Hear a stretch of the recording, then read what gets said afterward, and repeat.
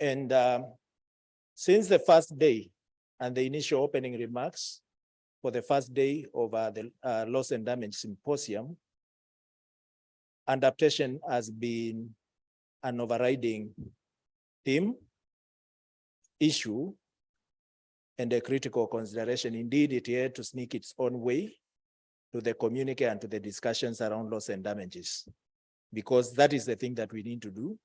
And the funding that we need in this continent is for nothing else but to adapt. This project is with us, and the project itself has aspirations. Part of the aspiration is to ensure that we are well networked, we are well linked, and we are firing in all cylinders in terms of advancing our advocacy actions. And therefore, it is indeed important right from the onset to ensure that we are able to develop proper understanding of this particular project, and we are able to kick off with the right alignment. For those who are joining right now, I'm encouraging you to take the seats in the front, not at the back, because we will be fairly a small number of people. So those who are joining us, please join the seat right in the front. So adaptation will be quite key for this continent, and therefore this project is about how we can collectively heighten our advocacy action on this. It is a Pan-African project. We just happen to be in the southern region, with a majority of the countries in the southern region who are implementing this particular project, and that's why we have this particular convening for this particular discussion. I'm not meant to say the many words that I've said. I've just said those as I allowed people to settle. To set the stage for us, I will invite Augustine Jamshi, who will give a quick opening comments. And then in quick succession, I'll also invite Steve Muchiri. So let me start with Augustine to set the tone and the context of this particular project so that we are all up to speed in terms of what we need to deliver within the project. Welcome, Dr. Augustine.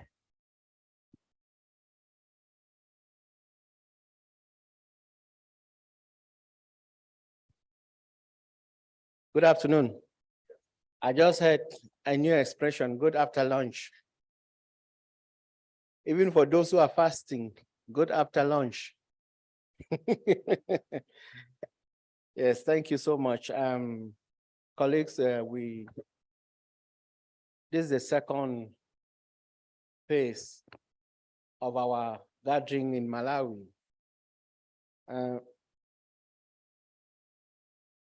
Since yesterday, day before yesterday, and even yesterday, we understand that loss and damage is critical. Loss and damage is urgent. Loss and damage is pertinent. Loss and damage is real.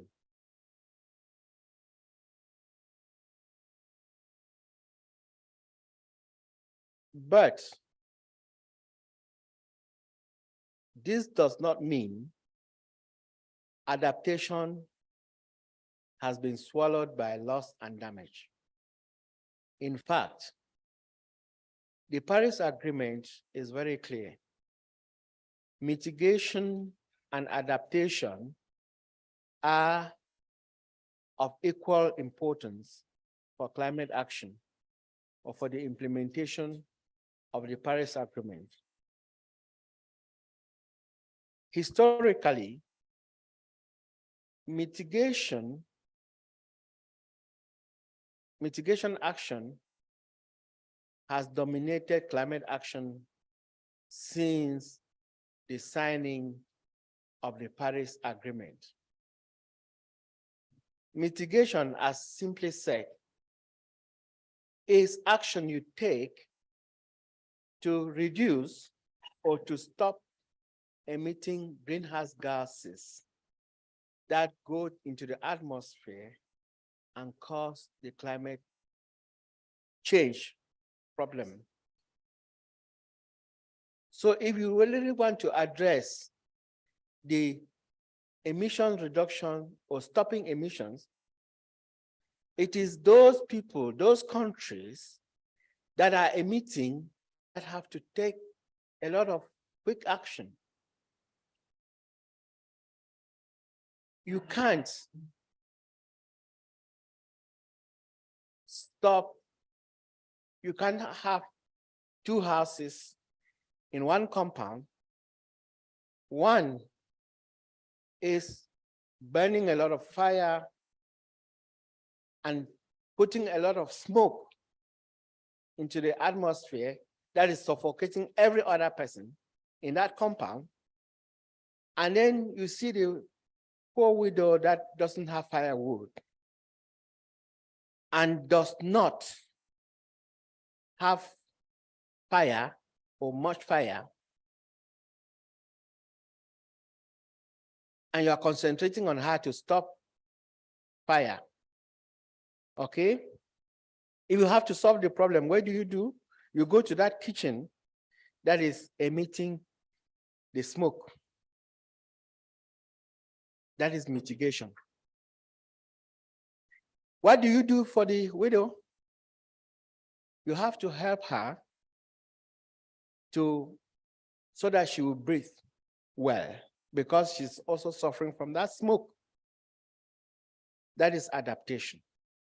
She has to maybe have ventilated windows or I don't know, whatever in her own house.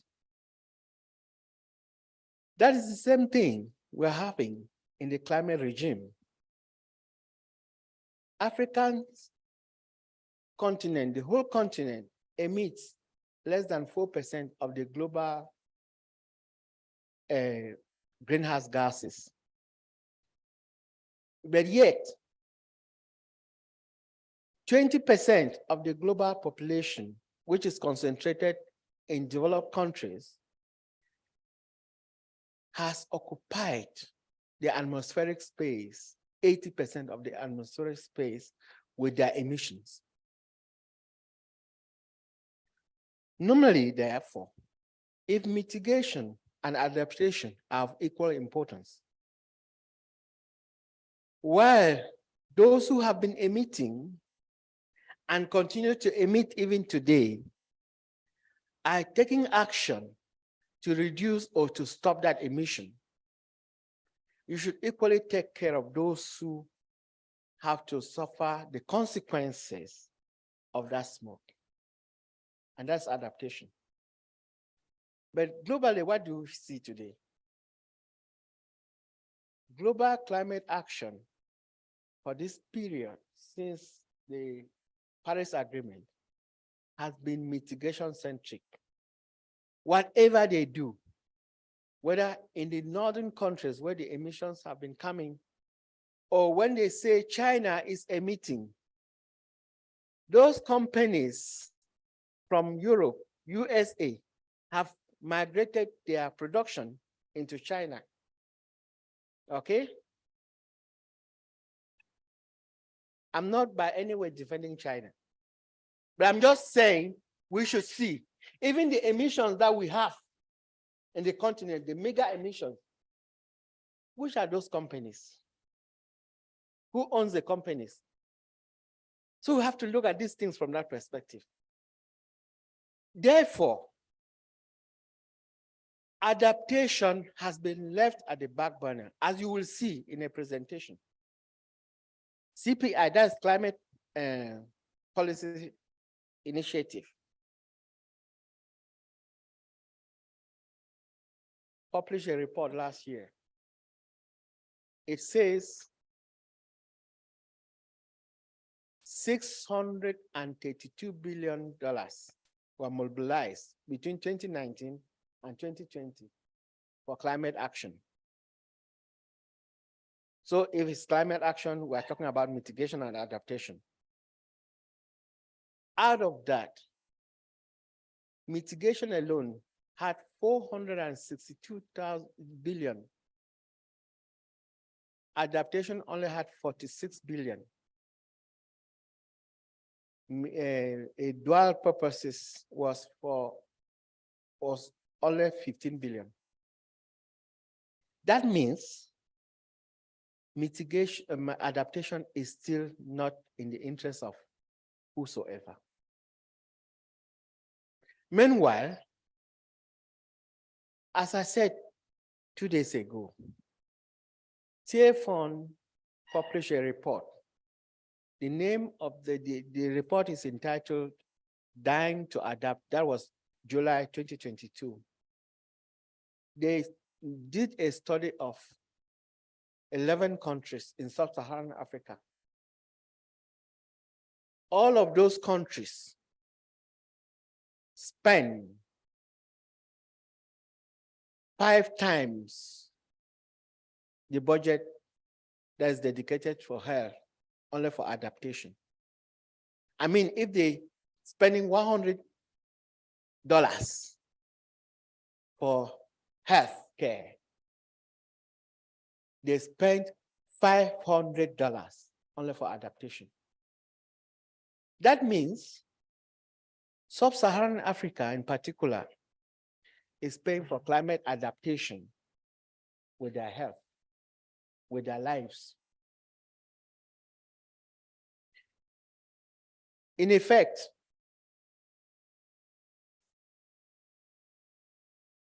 the poor widow is paying to cope with the problems that have been created by the next rich neighbor. Am I communicating? So we have to continue to advocate for adaptation because glaringly, adaptation has not received the kind of attention it was supposed to receive. Article 9 of the Paris Agreement says climate finance is that finance that flows from developed countries into developing countries for climate action. And climate action could be mitigation and/or adaptation. It goes further to say that money should be predictable, additional, and accessible. It goes again further to say climate finance that flows into developing countries should be that which meets their priorities, plans, and needs. So, if you put Africa in that space, what are our priorities? Adaptation. But have we had climate finance to fund adaptation action? Not so much. The adaptation needs of the continent have been evaluated in their trillions.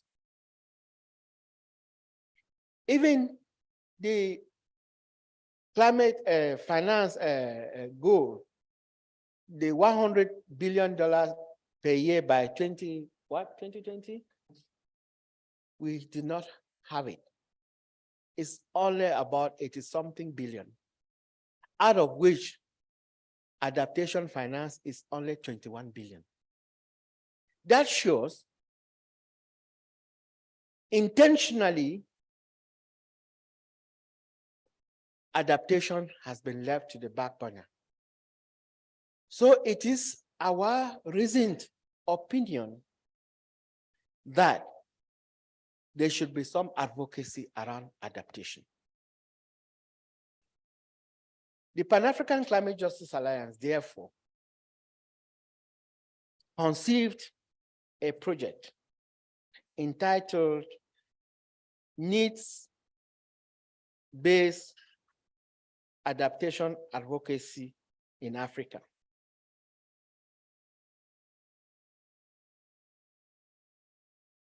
We submitted that to funders, and the project was approved. The title of the project, I repeat, is Supporting Needs-Based Advocacy on Adaptation in Africa. So, the overall objective of the project is to raise the urgency and significance of climate adaptation by doing what? By amplifying the voices of communities on the front line of climate change or climate crisis. The voices of those at the front line, that is us in the communities. We're not talking about people in conference halls of Lilongwe, Nairobi, Yaoundé, and Abuja. We're talking of those people on the ground, amplifying their voices. And we have 4 major outcomes expected from this project. Number 1 is we want to have a strengthened coalition of constituencies in Africa as lead voice shaping the national and international policy. The different constituencies we have around, we have women, we have farmers, we have young people, that is the youth, we have pastoralists, we have all of those people, faith-based organizations, all of those people on the ground coming together. If we can have them coming together as a coalition, our voice will be stronger. The second outcome is an increased accountability of key stakeholders in the delivery of adaptation commitments on finance and policy at all levels. This means those who have the duty and have also taken commitments to support adaptation through finance, through policy making, have to be very accountable, because it's one thing announcing something at conference of the parties, we are putting 10 million into adaptation in Africa, and then you receive an applause. And when you leave that conference of the parties, nobody knows where the 10 million went. So we have to hold them accountable. And we said at all levels, it's not only at the international level, even nationally. What is the government doing as far as adaptation is concerned? In fact, we usually say Africa has no choice. We only have one choice. We adapt or we adapt. Either we adapt or we adapt. Repeat, either we adapt or we adapt. That is the motto, because we have no choice. So what is the government doing? Is it enough to ask for climate adaptation finance? And when it comes into our country, it doesn't go to those people on the ground that we're talking about. It's just not fair. So we need to come together as a coalition of stakeholders to be able to, get the governments, policymakers, and even us, civil society, to sit up to be accountable.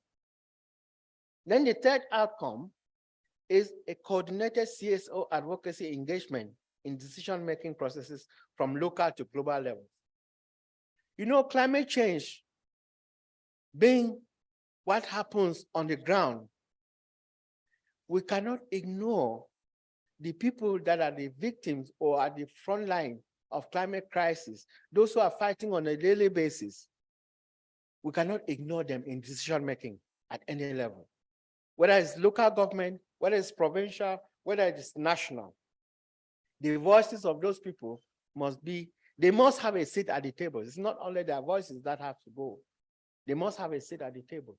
So our governments and policymakers have had to learn that climate decision-making is not something of the ministries again. It must be with the people, by the people, and for the people. Finally, the fourth major outcome is evidence of adaptation gaps and priorities of communities in the front line of climate change through endogenous research. My screen is not clear, but I know that is what we put there. Endogenous research. You know, sometimes I didn't say indigenous, I said endogenous, right? Okay. You know, yesterday we were talking about research, evidence, this and that. And always we think that is somebody in a tie and a suit, like I was dressed the first day, that will come and do the research. The research is these women on the ground. You can't imagine what they do. I take the example of my mother. We come from the highlands of Cameroon.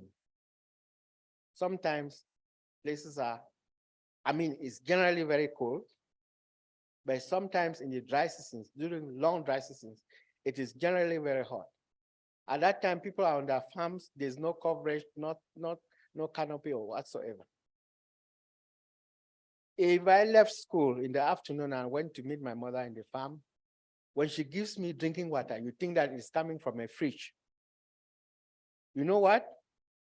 She goes in the morning when it's still cold, she carries water in a calabash, digs the ground, buries the calabash. Okay? When it is hot, midday, 2 o'clock, she gives you that water, you think that it's from a freezer. Did she have to go to a technical school to have that skill? So you can't ignore the practices, the knowledge, and the science that our people have. So we need to get these kind of evidences on the table, knowing that our people are coping. I don't want to go into the details because Charles will come to that again at some point. The project, therefore, is supposed to be in 10 countries.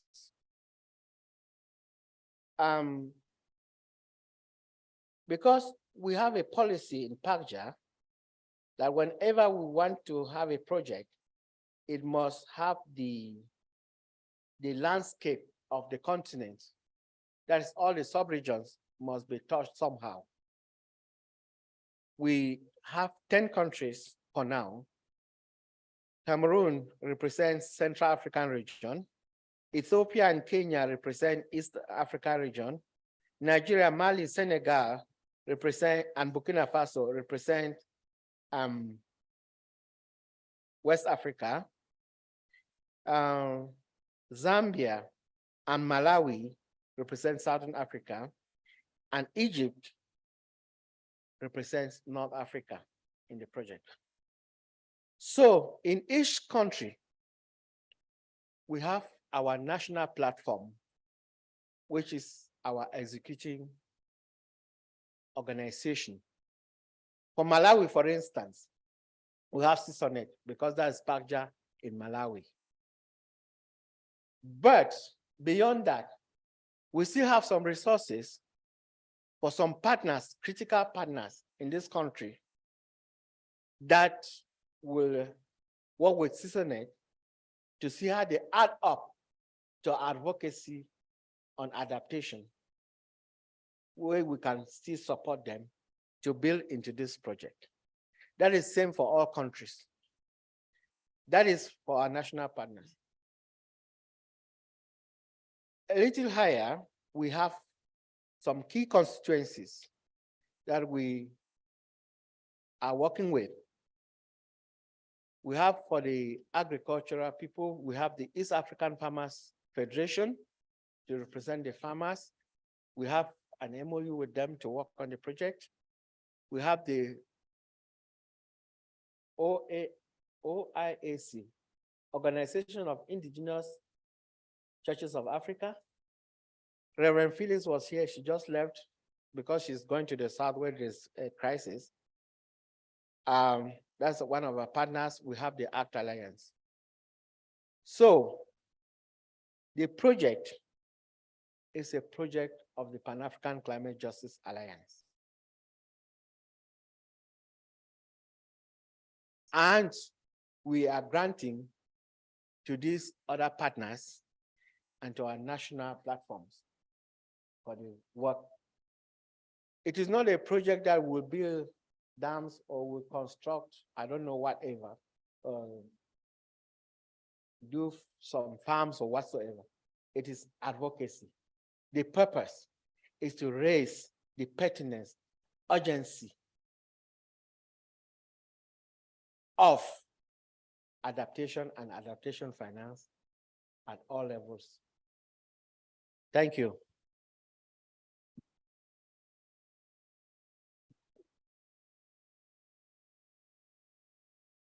When Augustine speaks, you can be sure you can actually close the process at that point and go on, because I like his level of thoroughness because he covers many things in details. But I think there are a few things that we need to keep reflecting on. Adaptation being 2 times the budget that is spent in health sector. And when you reflect on the budgets of health sector across Africa, most of the countries and the countries that spend the least spend within the range of slightly above 5%. 5% of their budget goes to the health sector, but it's quite a substantive expenditure. It's quite a substantive expenditure in other countries. Much more developed countries, that budget stretches to 9.4 and beyond. 2 times, that means close to 18%. 2 times, even when it's the least, it means slightly above 10%. That is going to adaptation. But who is paying the costs? Africa is still paying the costs. From an advocacy perspective, we need to do a bit of introspection. Are we carrying the burden for the North? And then also do that introspection inwardly and ask ourselves, 1, are we carrying the burden because we did not think smartly? If we did not think smartly, then how is this project going to help us think in a smarter way that we are able to lead the transformation right from the countries, but then adopting the regional approach that Augustine has just spoken about, be able to amplify that influence across the region so that the transformation right from the NDCs that have no mention of even or have no correlation with the national adaptation plans, that we are able to transform them first and foremost to bring to the core and to the center of the government priorities in climate response, the adaptation discourse, which is very important. So that's where we need to begin the process. And we need again to do a bit of more introspection. Are we engaging sufficiently enough with the global North? Are the projects that we are sending about mitigation? But again, Augustine brought an important dimension that there is quite a significant mitigation discourse within adaptation, which we should not lose sight of. And it is indeed important, even as we set or we gear to engage, to be able to connect the two rather than leaving the two in disarray. I've not attempted to summarize what is said because I'm always discouraged from summarizing submissions from elders. I just felt like I'm drilling on some 2 points. And then I want to invite Steve, who is a partner within this particular project, to share his thought. And before Muchiri comes in, for purposes of legality, if you will allow me, I'll move this banner because Trokla is not a partner in the project, but we do appreciate it's a strong collaborating entity so that we remain legally compliant. So you will allow me to move this banner to the other extreme end. Thanks. And over to you, Steve.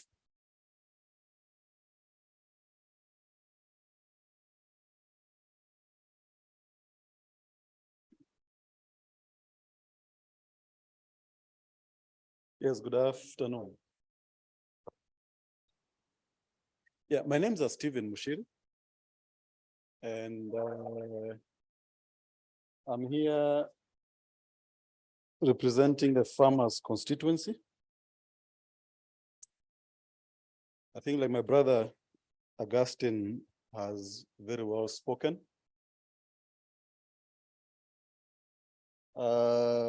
This discussion about adaptation, mitigation, and now loss and damage requires that we mobilize, and we mobilize effectively, efficiently, bringing the numbers, and we bring in the voice. Farmers represent, unfortunately, the weakest link in as far as this discussion is concerned, but they face the biggest brunt in as far as these losses are concerned. I think those of you who have been in Blantyre to see what has happened, majority of the people who've lost their lives and their property are actually farmers, yeah? But the challenge we have as farmers is that we've not been in this discussion for the longest time. And today, I'm happy to announce that through our federation, I represent the Eastern Africa Farmers Federation, which covers Eastern Africa and the Horn of Africa. But today I'm wearing two hats. I'm also representing the Pan-African Farmers Organization, which is hosted out of Kigali, Rwanda. And it represents 50 out of 53 countries in Africa, over 80 million members, organized associations and organizations and cooperatives.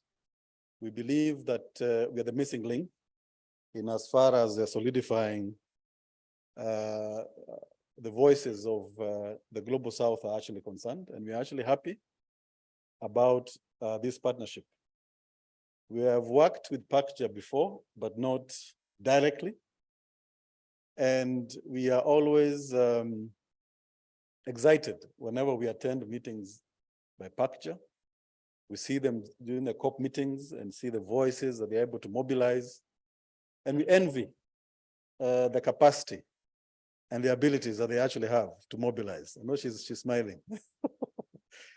But it's true. You know, I think, and I've said it to Augustine and the team before, that we really admire the capacity that is within not only PACJA, the leadership and the secretariat, but I'm actually impressed even by the members, the capacity that is actually within the membership. And I believe that the partnership we're actually bringing is to add value, not to take away value, is to add value. This is a team from Southern Africa. Maybe some of you may know of SACAO, Southern Africa Confederation of Agriculture Unions, which covers most of this region. And they're actually a member of the Pan-African Farmers Organization. We're actually 5 of us. So they cover Southern, we cover the Eastern. We have Umnagri, which is based in Tunisia, that covers the Northern. We have PROPAC based in Cameroon, Yaoundé, which covers the Central. And we have ROPA, which covers West Africa, and they're based out of Ouagadougou. So just like Augustine has said, we're also concerned as an organization of farmers. He has very well elaborated the allocation of climate change funding. I think from his figures, less than 25% goes to adaptation. And I think it's important that we highlight this area of adaptation. It's important that we give it a lot of visibility. Farmers adapt. You know, it's either you adapt or you adapt. Yeah, so farmers are on both sides. They don't adapt, they still have to adapt. But I think the challenge is that we've not been able to document some of those adaptation cases to the level where they can actually be funded, they can actually be bankable. And I think that is a support that we are actually coming to derive from this partnership. The global goal on adaptation, I think that's a discussion that has slowed down for many reasons. And one of the reasons is that we've not built and put in ways of tracking and monitoring adaptation. And those are conversations that we'd actually want to get support from you so that together we can actually be able to move those discussions forward. And of course, the last two days I've been listening, you know, all the interventions that are around agriculture that are being brought to Africa and how we actually need to be careful that we're not taken advantage of. I mean, one is the carbon markets. I know in East Africa, we've really fought that discussion of carbon markets because, like Charles said, I think today, when you look at the level of investment, you know, I have members in Tanzania who are growing hectares and hectares of trees and didn't receive anything substantive. Actually, the carbon markets collapsed. Yeah.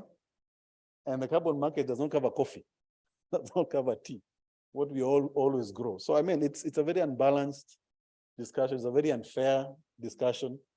And I think this partnership, we believe, is going to be value adding, to be able to raise some of the challenges that we face as farmers. So I think like has actually been said, I don't want to speak much. We want to highlight the role of adaptation. We want to enhance the understanding at the farmer level. Adaptation, we want them to participate because they're not participating enough. We want to document. We want to be involved in lobby and advocacy. And like I said, we are not only bringing a regional partnership, we're also bringing a Pan-African partnership through our members. We don't have capacity as farmers, like I said, but we have the constituency. We have the numbers. So our partnership is actually we believe, is actually going to bring additional visibility, is going to bring more momentum, an additional constituency, and a reliable partnership. So I'm actually grateful and thankful for this opportunity. And I want to thank PACJA and all of you for this partnership. And we're actually ready to give the best to ensure that this project is a success. Thank you very much. Appreciate it.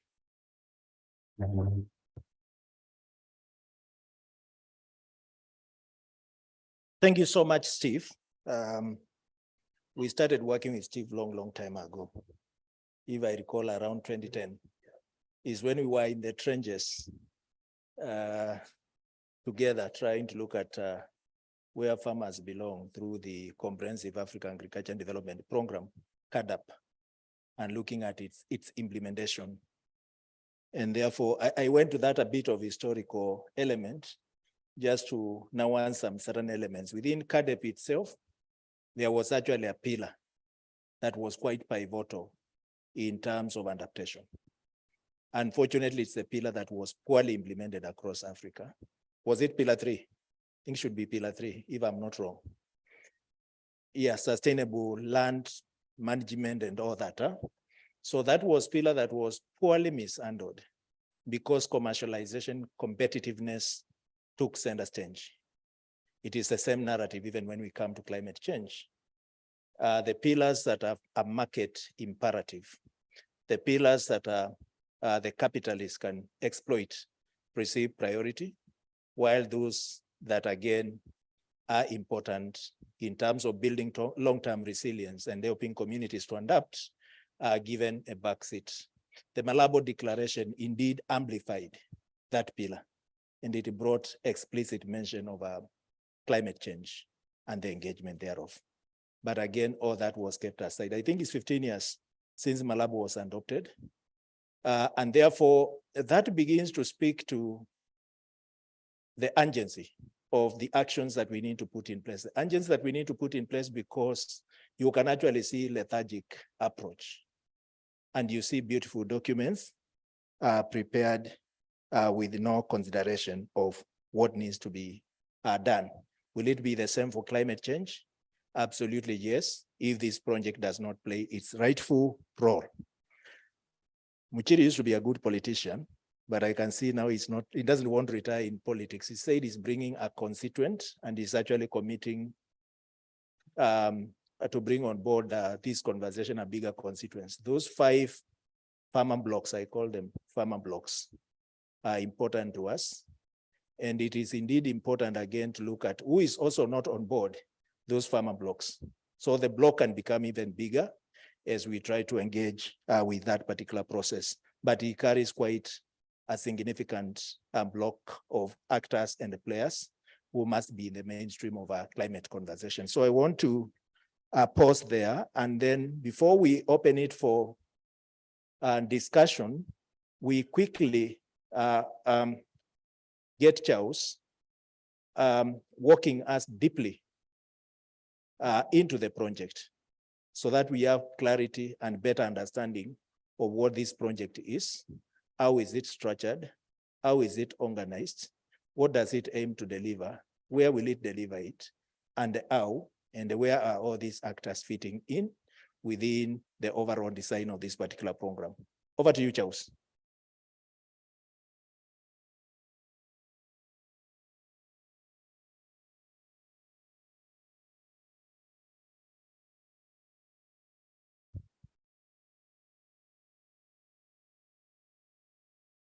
All right, as I put up my presentation, colleagues, good afternoon. You know, loss and damage, adaptation, all these are justice issues. So I dare ask, what do you want? But when do you want it? Comrades, power. Comrades, justice. Oh, all right, just testing your power in pushing for justice on these matters. And there can never be a better organization to push through this than, of course, Pan-African Climate Justice Alliance with our partners. So we are deeply moving on to what really matters to us. And like it has been said by my colleagues who have spoken before me, we are really pushing for adaptation because he has said we only have two options: to adapt or to do what? Or to adapt. Mitigation only presents an opportunity for us to transition in a different trajectory, a low carbon development trajectory, but adaptation is a must, and that we must do. That is why we are getting into this together with our partners. And I want to say, like Augustine has mentioned, through a generous donation from our partners, the Bill and Melinda Gates Foundation, we have launched a very, very serious campaign on adaptation, of course, covering the entire continent.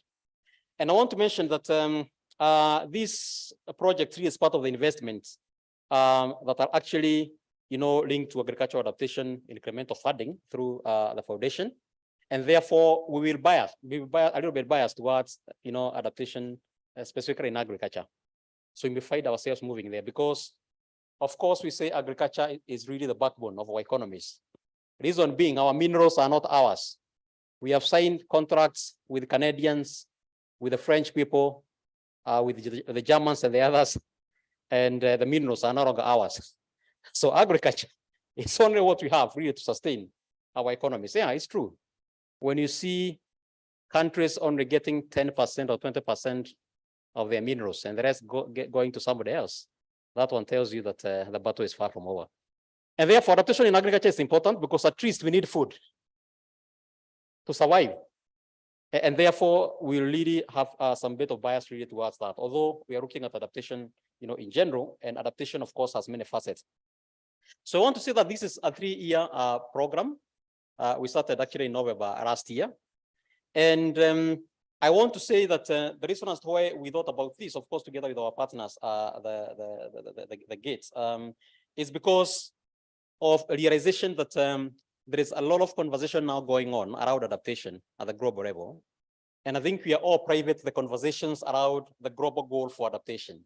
I don't think there's anybody seated here who doesn't who's never heard about the global goal for adaptation. And I want to say that this really was actually coined by our African group of negotiators, because while we have global goal on mitigation, we don't have a global goal in adaptation. And we feel adaptation has been left behind because for investors, there isn't much to show in terms of profits once you put your investment in adaptation. And that is why probably this has been suffering. That's why we are told only about 25% of resources have been coming, to support adaptation, or 75% is really going to mitigation, therefore making the whole climate response work really mitigation centric. And like I mentioned, the global goal for adaptation was crafted by AGN, but we really need to push this through. And we are really the force that supports, our negotiators in terms of making sure that this global goal for adaptation makes sense and that it's actually arrived at, sooner, than later. But we realize there's a lot of work that needs to be done around that. Right now, I don't think we even have a technical paper on the same. I know the AGN was meeting to deliberate on the same, but I think we need to really follow that very, very keenly because we need to have a global goal for adaptation because that is what we need in the African continent. But again, we also want to ensure that in all what we do, then we are focusing so much on the communities at the front line of the climate crisis. We are talking about the women constituency, the youth, our farmers, and thank you so much, Muchiri, for representing the farmers in this continent. And we really must have, our focus must be on those communities or those constituencies that are most vulnerable to the impacts of climate change. But then if you look at the title of the project, we are talking about supporting need-based adaptation or advocacy and adaptation in Africa. And therefore we are saying that our adaptation agenda must be defined by us. We know what we need. And therefore this cannot be prescribed to us from somewhere else. And therefore this project is actually going to be appropriate, in terms, of responding to the felt needs, and I repeat, felt needs of the communities within this part of the continent. Therefore, our advocacy is not going to be guided from somewhere else. It's going to be guided by our strategy. It's going to be guided by the needs and the felt needs of our people, especially those that are most vulnerable to the impacts of climate change. Now, I want to talk about the relevance of this investment to what we do in PACTURE, because at PACTURE, we do not just take projects because projects are available. And Augustine can tell you that. We have refused money from donors in the past. If the resources are not really in tandem, with our strategy and with our focus, with our main agenda, in the African continent. And therefore, if you can take me to that slide on relevance, Kaidri, whoever is moving the slides. This is not the slide where I am, Kaidri. If you can move a bit further. The next slide. Okay, very good. Thank you so very much. So I want to say that, like I mentioned, we had some conversation, of course, with our fathers, and because of the track record that PACTURE has in terms of influencing policies, in terms of mobilization, in terms of raising the voices, of the most vulnerable, we were able to agree with our donors that we can actually be able to run this particular project, an advocacy project, but that is actually need-based, like I mentioned. And therefore, we are part of the cohort, that is being supported by the Gates in the year 2022, running all the way to year 2025. And therefore, our advocacy agenda will be very, very, very strong, and especially as we head to COP28, which is the COP of accountability. We need to know where we are on adaptation, because, like I said, that is our main focus in this part of the continent. Next slide. Of course, we have several partners working with us here.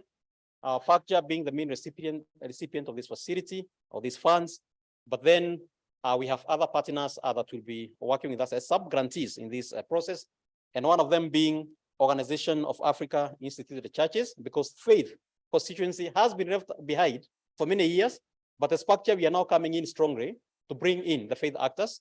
That is why we have OAIC.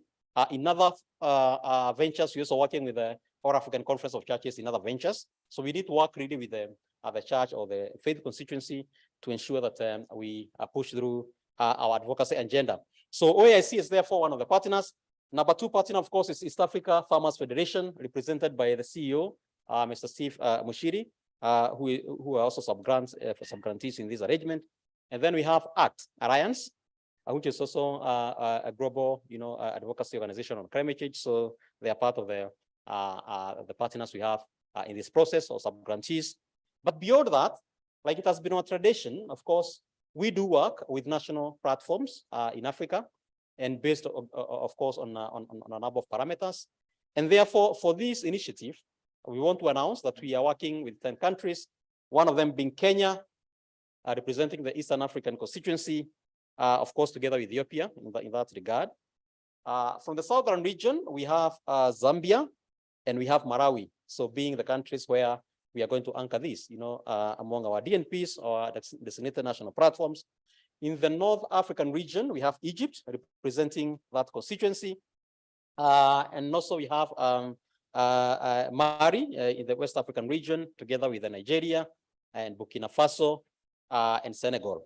And then, of course, in Central Africa, we have Cameroon representing the countries within the South African, the Central African region.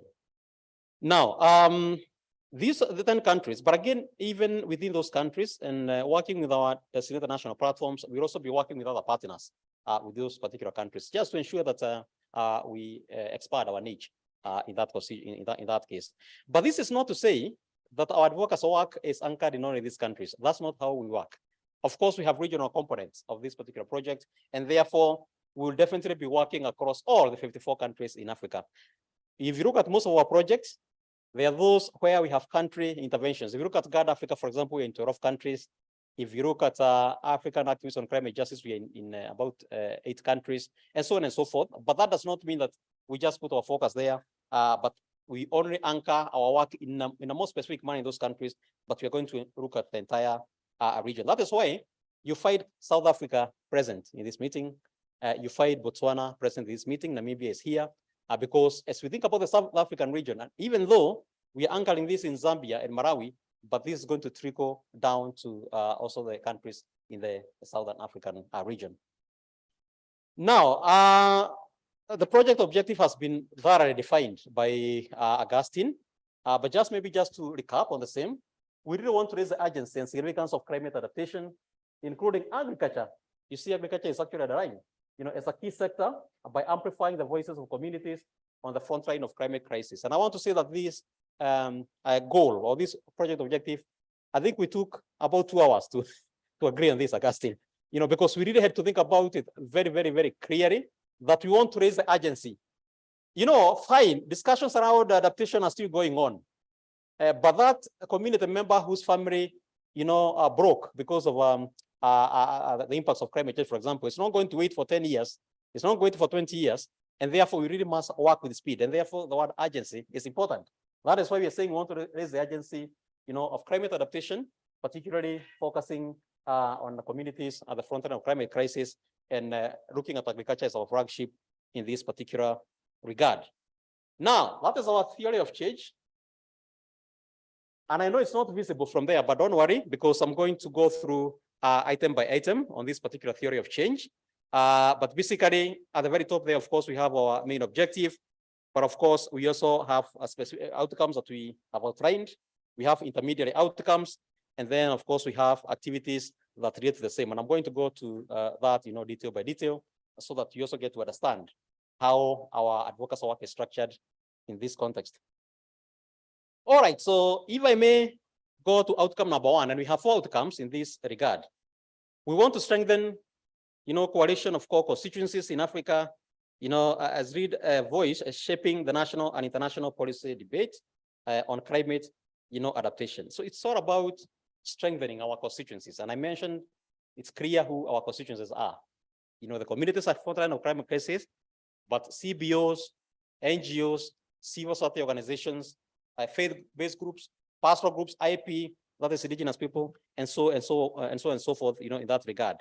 We want to strengthen them so that they can be able to advocate, for proper policy processes within their countries, but not just within their countries, but also to influence within their region.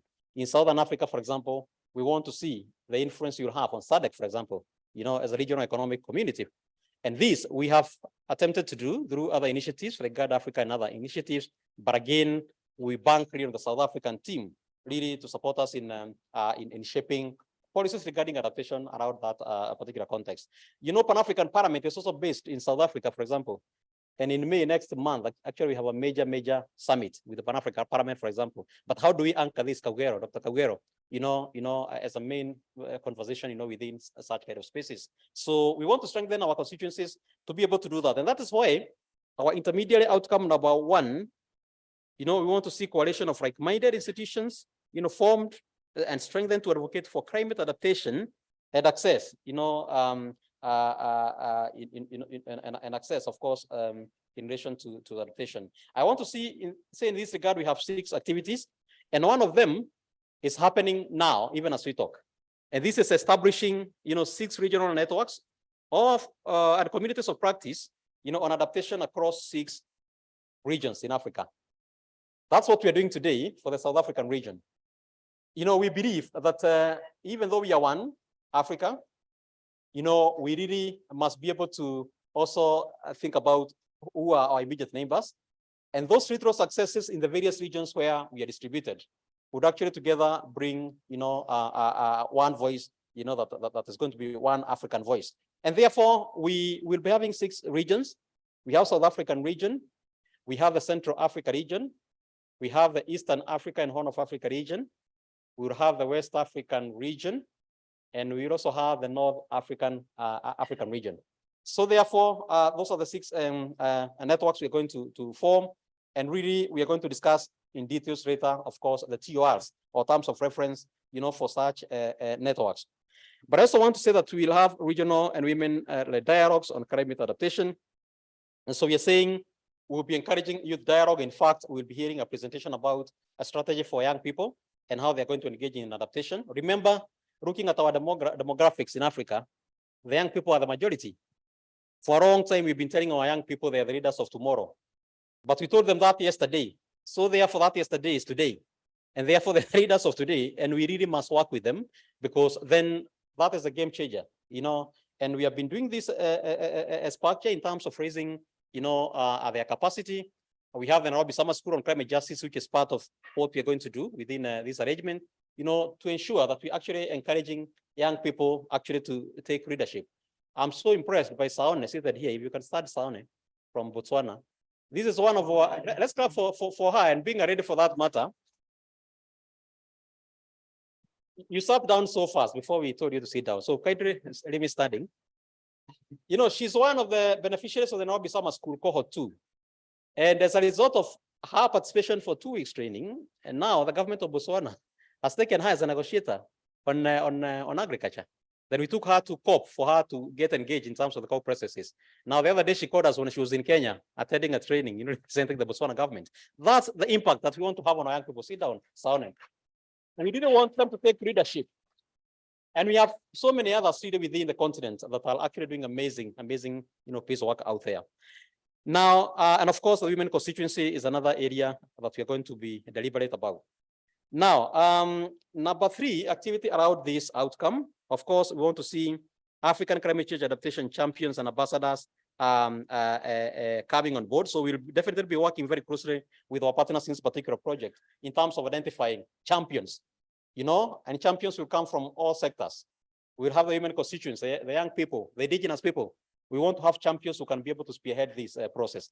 And I want to say that I know Augustine had some deeper engagement with the Minister of Environment yesterday, or the day before yesterday during the launch.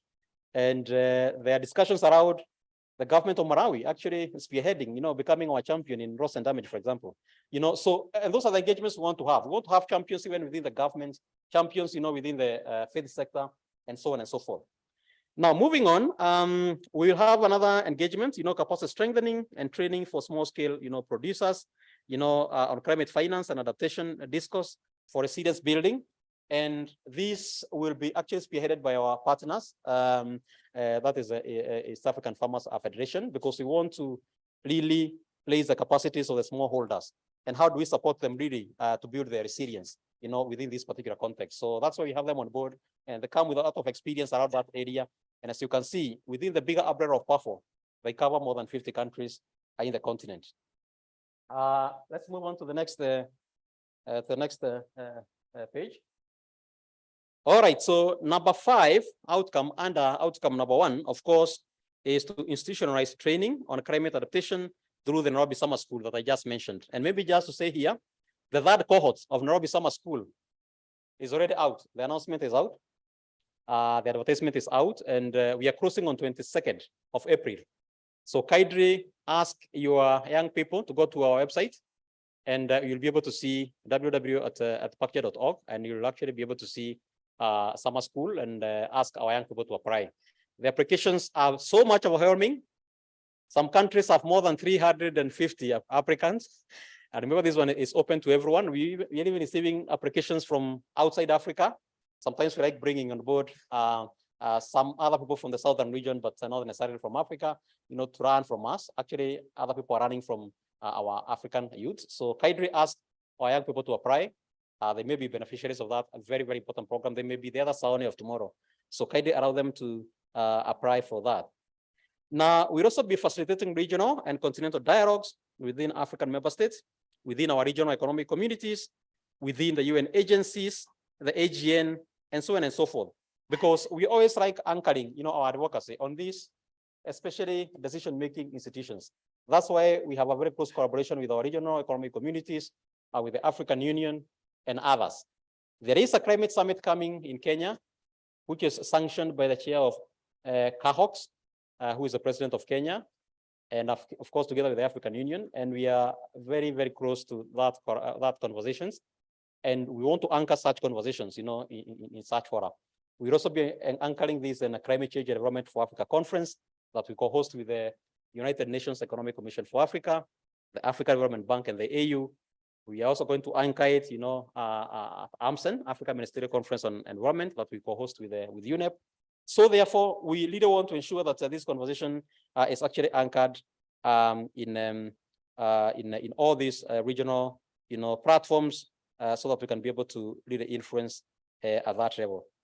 Now, moving on.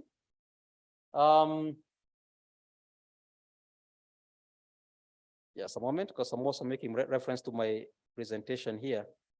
I want to be sure that you are the same thread.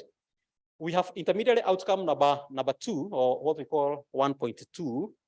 And this is ensuring that adaptation needs and priorities are elevated through development of locally led campaigns and public mobilization of frontline communities. Now, if you have been following PACJA in our communication, we are now really gravitating towards what we call locally led actions. Because there may be many conferences happening around, there may be many meetings of the elite, like we are seated here, engaging in this conversation, but until our interventions touch, the communities at the front of climate crisis, we are wasting our time for this generation. And therefore, we are actually proponents of what we call the 6 or 7 principles of locally led actions. Probably you may have come across them, online. But we worked with several institutions to make sure that we have those principles on board. And we are signatories to those principles. And we have many governments and many international organizations having signed those principles. And therefore, guided by that, we really want to ensure that our interventions are locally led, and that we are very specific about. So we want to scope and document case studies of community-based adaptation practices to generate evidence that will support advocacy on climate justice, and this is going to be done in partnership, of course, with our national platforms. There's so much that is happening. So our people are not only victims of climate change, but they're also, potential, solution providers. They're interesting, and Augustine talked about, our endogenous research, but also we also have indigenous knowledge amongst ourselves, and communities are doing as much to actually build their resilience. In fact, governments in Africa are funding adaptation knowingly or unknowingly, and therefore the investment is heavy on that. But we want to really amplify some of those initiatives happening at the country level, but this can only happen if we document and we communicate this with our partners, and that becomes evidence that we actually use to push through our views. We don't just want to engage in just empty conversation, but we want to be that to be backed by data, because we believe in what we call evidence-based advocacy. Now, we also want to coordinate faith institutions, farmers, youth groups, and women groups, to collaborate, even with the others from other parts of the world. So we're going to have a lot of exchange, meetings, with partners from other regions, with communities from other regions, because we believe in peer-to-peer learning, and experiential learning is really key in terms of ensuring that we are moving forward. Now, that is all about outcome 1, but we have outcome number 2, and under this, we want to see increased accountability of key stakeholders in delivering key adaptation commitments on finance, especially on doubling of adaptation finance and policies, at all levels. And I want to say here that one of our key thematic pillars in our strategy is really pushing for accountability, and that is important. We really must hold, especially those who are culpable, we must hold them to account. In COP26, there was a promise to double adaptation finance based on 2019 baseline. And therefore, we are talking about doubling this to about $40 billion by 2025. Although the big question is, what is the real adaptation needs of Africa? You realize that even that 40 billion is just, a drop in the ocean. But we are saying because that commitment is there, then we must push them to account, because we have seen cases, and in many cases where promises come through in terms of we want to double this, we want to put these resources, but that doesn't happen. they're just there for PR reasons. And therefore, we really must actually hold those governments accountable in terms of their promise, to allocate resources for adaptation. Now, out of this, we are going to propose a text, in terms of defining, a common, in the process of defining a common baseline on quality, quantity, and accessibility of doubled adaptation finance. So our AGN is, of course, defining a paper, and we really want to propose a text really on how this will be tackled. But again, in the context of the global goal for adaptation, because like I mentioned, we don't have a technical paper around the same. So we'll be supporting processes around that and proposing a text really in terms of coming up with a common baseline and other technical details around it. We want to see African constituencies equipped and informed on the status of adaptation in selected countries, and therefore holding duty bearers into account. So we'll continue with a lot of capacity building, awareness creation, and really defining the role of all partners, including our platforms, in pushing for accountability. But also, even as you look outside, we'll also be looking inwardly in terms of also holding our governments into account. Remember, we have our national determined contribution blueprints that we submitted, but how many countries are implementing that? And I want to say we'll be tying this with the process of tracking how implementation of NDCs is happening. Remember, PACTA has a tool that we developed about 2 years ago, and that tool will be useful in helping us track how countries are also faring in terms of that. And specifically, we'll be looking at how are they implementing the adaptation component of the NDCs, even though many NDCs are not very heavy on adaptation. I also want to say that we're going to generate policy briefs, to equip policymakers with data to inform policy formulation. So that is important. Again, it's part of evidence generation. Policy briefs are important in terms of informing the processes, and we're going to work very closely with ACT Alliance, who are our partners in this process, to develop such. And of course, every one of you in one way or the other. And engage, of course, in meetings with the AGN, in development of a text on adaptation finance. And this we are going to follow because we have a cross-working arrangement with the Africa group of negotiators. Now we have intermediate outcome 2.2, and this is ensuring that adaptation components of NDCs are tracked and published for advocacy. I think I already mentioned this, and therefore we'll be working very, very closely in terms of supporting tracking of the same. Now, there is another very important initiative that PACTA launched, and this is the YDA model, or the Young Digital Activist model. I don't know whether we have any YDA around here. Zambia, do we have any YDA? I think it's only you as the chair around. All right, great. So we have young people within our constituency whom we sort of hire on some sort of monthly stipend to support us in digital advocacy. If you were keen to follow the COP processes last year, I remember a day before the COP, PACTA was actually number 3 trading globally, in terms of our climate justice torch, thanks to our young people, who are really guiding, that particular process. So we want to work closely with our young digital activists, and therefore, in every country where we'll be working, we'll have 10 to 15 young digital activists who are going to support advocacy. And you see, we have to bank on their digital prowess and capacities for us to be able to engage in advocacy in that regard. So that is one thing that we'll also be able to work on. Now, outcome number 3, we really want to see coordinated CSOs advocacy engagement in decision-making processes from local to global levels. So you realize that we have, as NGO fraternity, embraced what I would call silo approach in our interventions, where everybody is doing their own stuff. But PACTA comes in to bridge that gap. We really want to coordinate, the civil societies, especially those that are engaging in adaptation, to ensure that at least we speak, one voice, because divided we are going to fall, but united we are going to stand. And it is in the interest of our adversaries, because we don't have enemies, to ensure that we don't remain united. I was reading another script somewhere about the African leaders who have fought for unity of this continent, and they have all added badly. I don't want to become political. The chair of political affairs is seated here. I don't take up his role. But basically, the reality of the matter is, if you're not united, of course we fall. And that has been what has been happening at the COP meetings.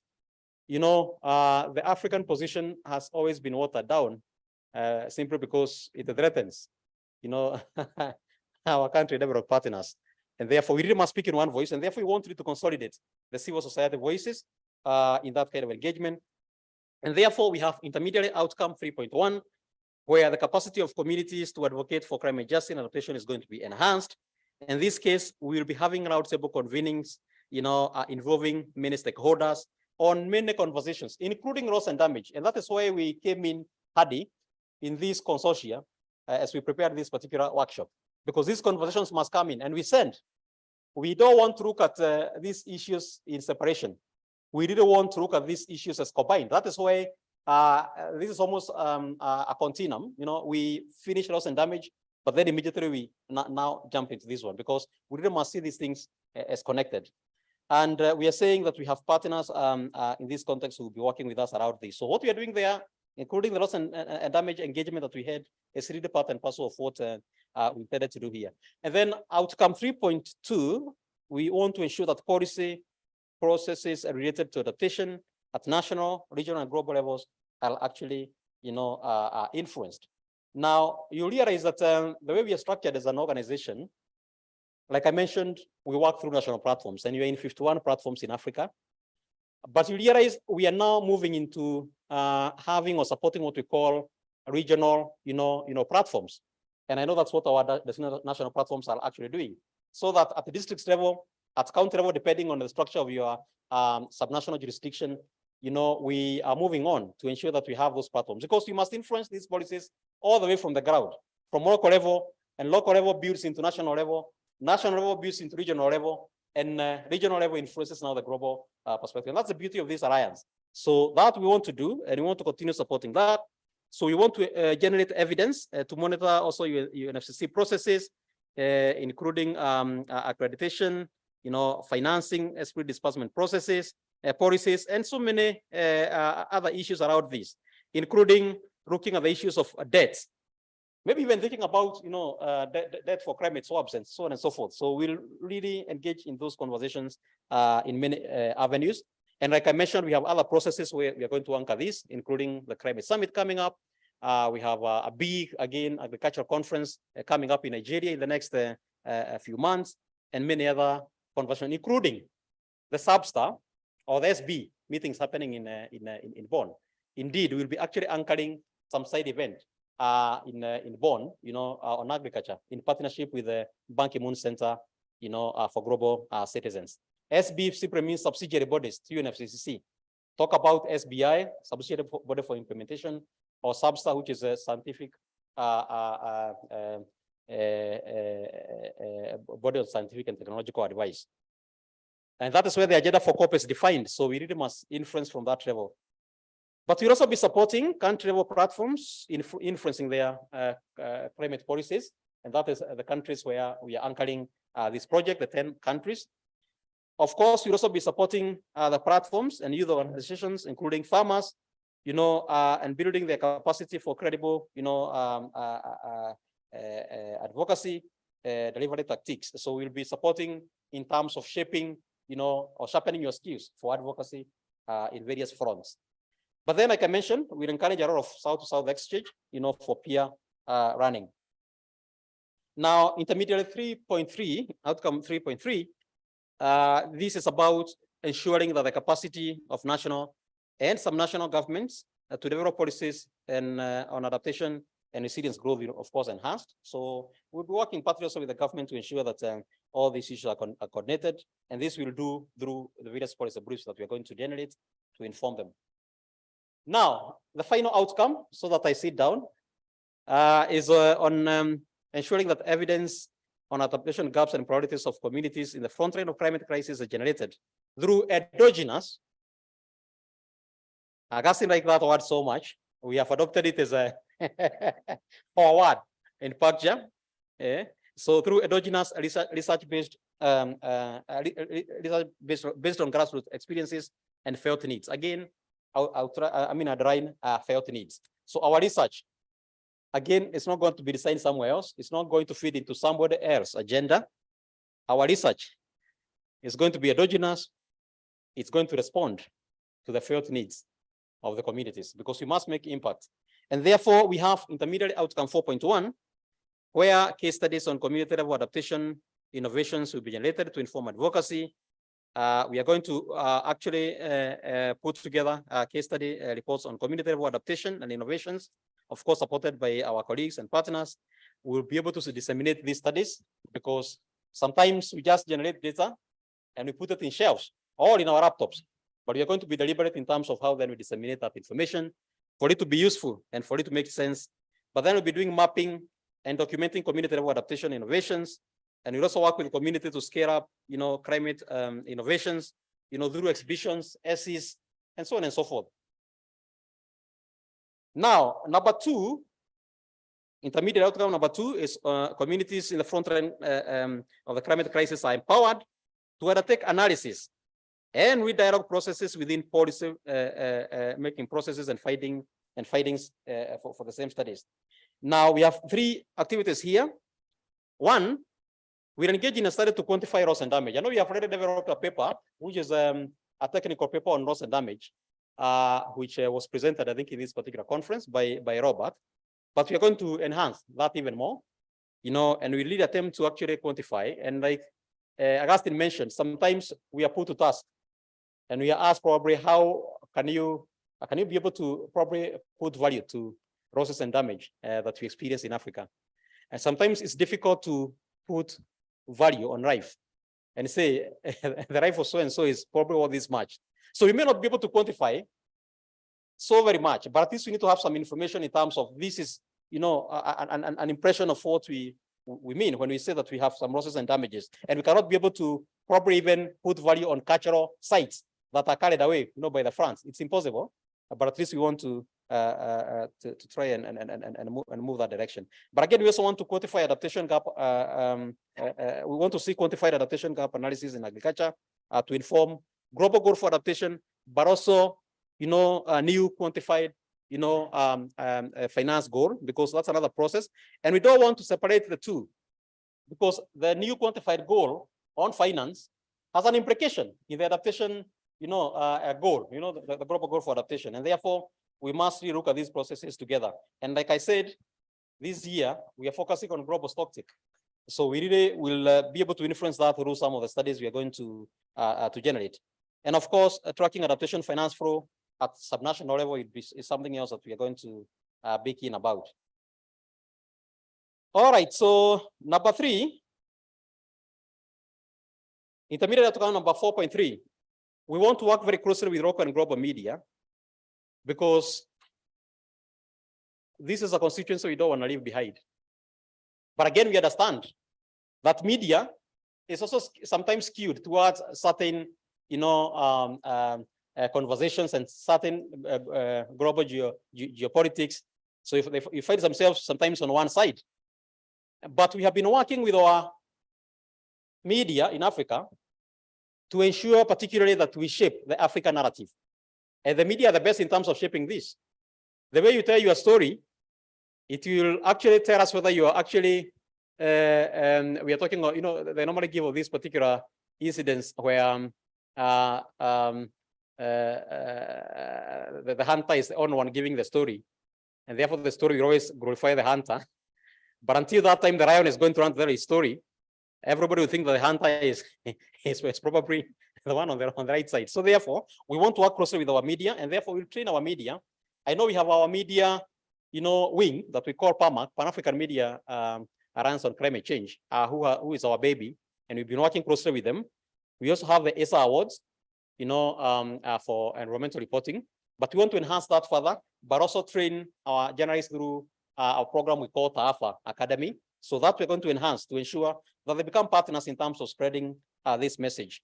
We also support them, like we have always done, in attending major global and regional convenings, talk about COP, talk about CCDA, talk about AMSEN that I mentioned, talk about the summit that is coming up, and many other fora, so that we can also sharpen their capacities to also report the way we really want them to report. If you look at last year, our advocacy was very successful because of the media, but because our media also knew how to package information, to actually, start with the African position, and that we cannot relent. We will continue working hard to support that processes.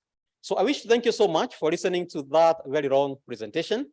I know time may not have been enough to expound on every single detail, but at least you have an idea of what really this project is all about. Now, before you clap for me or otherwise, I want to invite Mushiri to come back. And Mushiri being one of the sub-grantees, that is EAF, East African Farmer Federation. We want to hear the plan they have and probably some of the things they've already started putting together in terms of this particular project before we progress. So allow me to invite Mushiri. Steve, come forward. Kindly put up his presentation. All right, I'll tell them which first. We have several. Thank you. Is that for Mushiri, or is that for me, or is that for the project? For all. Okay, thank you. Welcome, Mushiri. Yeah, thanks, Charles.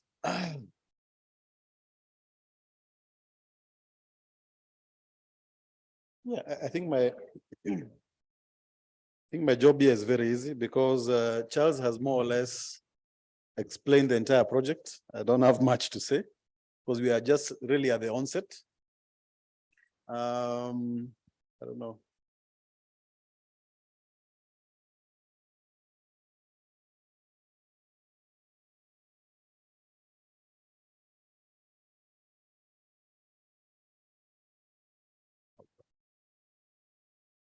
So we just signed the agreement with Pacture, and whatever is our role in this project, part of it has been highlighted by Charles. We're not involved in all the activities. So we are partially involved in some of the outcomes. And is it on? Not yet? So I think I might just present a slide or two because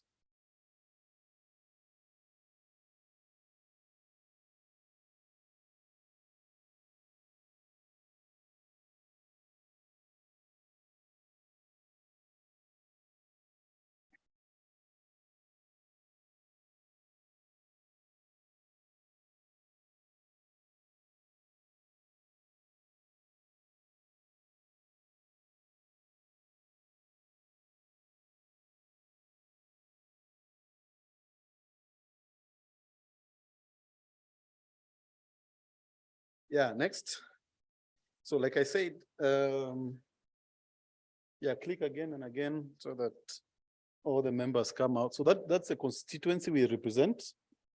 Next, please. And that's a membership again. Next. That's Eastern Africa. And then I talked about the Pan-African Farm Organization, and those are the members. And you know, the work we do is for farmers. So basically that slide just talks about our role as PAFO. Next, I think, is the objective, which I think has been presented by Charles.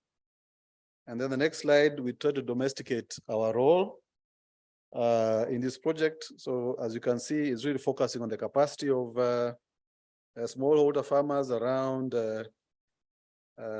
climate policy, adaptation, climate financing, and engagements with the different actors who come through PACJA. Then next, I think the key outcomes for my engagements, like I said, we're not involved in all the outcomes completely. I think we're just partially involved, but Charles very well elaborated some of those key outcome areas of engagement. Maybe you click, please. Next. Yeah, so as you can see, we've slightly changed our role. We're not saying we're going to lead to increasing accountability, but because we are a number of us, so we're actually contributing to that particular outcome. So the outcome on accountability, outcome on CSO advocacy, with the focus of bringing on board smallholder farmers, contributing to the evidence on adaptation gaps. So definitely we'll do a lot of research and documentation of what our farmers are actually doing in terms of adaptation. and covering the 6 regions. We are actually going to be part and parcel of the formation of those communities of practice. Next, some of the joint activities, some were enumerated, but our role will be under conducting the African climate adaptation, agroecological champions and ambassador sessions to enhance the debate on that, development of policy briefs together in partnership with the others, and carry out this comprehensive study, quantifying the loss and damage and implications on women and other vulnerable groups. So some of the work we've done next that is complementary to this particular process. After COP27, we engaged, we had a consultation with our membership, and we invited PACJA just to take us through some of the decisions of COP27. We have an ongoing study on decisions on agriculture, the last 4 COPs, the Cornevia report, and as well as the SABSTA process. We participated in the last Agnes meeting in Nairobi, and we are now trying to organize a regional consultation workshop where we want to bring on board farmers, experts, negotiators, PACJA, and some of the national climate change program coordinators. I think that's all I want to present, and thank you very much for listening to me. Appreciate it.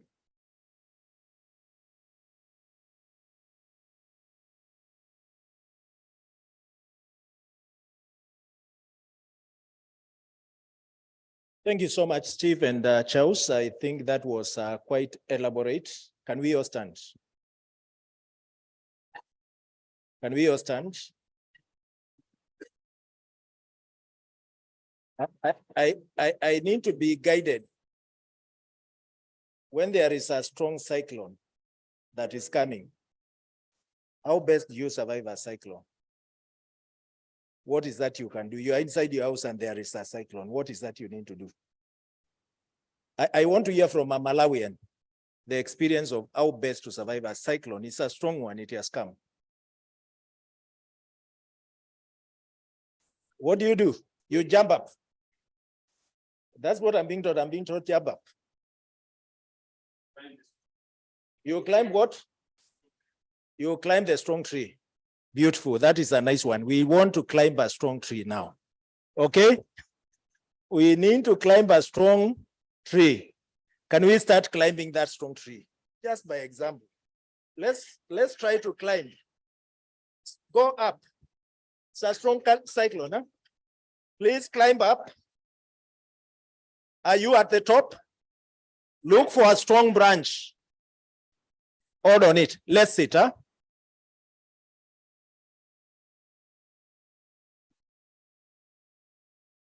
The reason I've done that is I realized that we could easily drift from the presentation, but I know Afanyo is preparing. We want to capture all the components of the project. Charles presented overall about the project, the overall design of the project, and then the centrality of the agriculture agenda within this engagement meant us to bring Steve to again capture other elements that you have seen.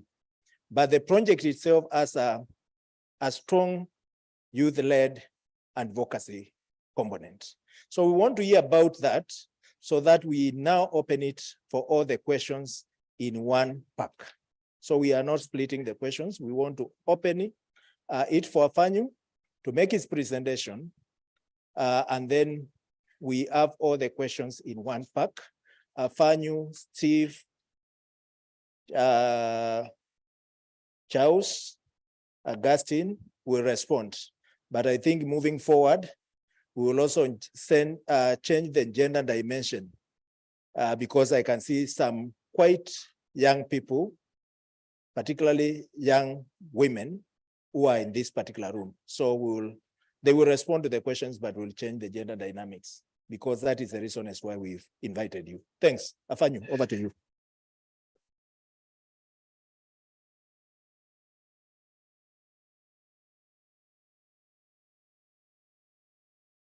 All right. Good afternoon, comrades. What do we want? When do we want it? Youths, what do we want? When do we want it? All right. Let's talk adaptation finance in Africa. Next, please. Next slide. All right. It is not a new song that we are singing. It's something that we all know. Africa is experiencing the effects of climate change more than any continent I can say in the world. And it's really, I call Africa an unjust victim because we have contributed little to nothing to the global climate greenhouse gases. And you see, when you talk about the 4% even that they say Africa is emitting, how many companies do Africans have that emit that 4%? That is a question we should ask. We are experiencing floods, cyclones, droughts, but we are still struggling to adapting to a situation that we have not caused. But you see the global north struggling to push mitigation in Africa, whereas our main focus is adaptation. We have no choice than to adapt. When we adapt, now we can start looking at mitigation. Next slide, please. Now, next. Why does Africa need fair adaptation finance? I'll go with the first, and that is justice. And I will tell a little story to really tell you how Africa has been struggling to adapt to the climate crisis. And in PACJA, we have a kind of policy. When we're having meetings, we bring people from the grassroots to really explain and share their experiences. And in Cameroon, we had a CSO's consultation, and we brought a mother from the grassroots. And she was explaining what climate change is, in her own words, without knowing what climate change is. And in her explanation, she gave how she has been struggling, how they in the village have been struggling to adapt to the constant crisis that they're experiencing due to the climate. And in her explanation, she even gave the nexus between climate change and health, and climate change and food security. So this is the story. She says, before, they knew when rains were going to fall, and they knew when it was going to be dry. So they knew when they had to plant and when they had to harvest. But because of climate change, it's either the rains don't come, the droughts are long, and when the rains come, they come with some kind of full force that you can't actually do anything on the ground. So now they're forced to look at alternatives on how to plant their crops. So when they plant and the rains fall heavily, they plant maize, and the rains fall heavily, and the maize shoot. When they open, there is actually nothing because the nutrients are not there. So what do they try to do? They try to make their own kind of, to boost the soil.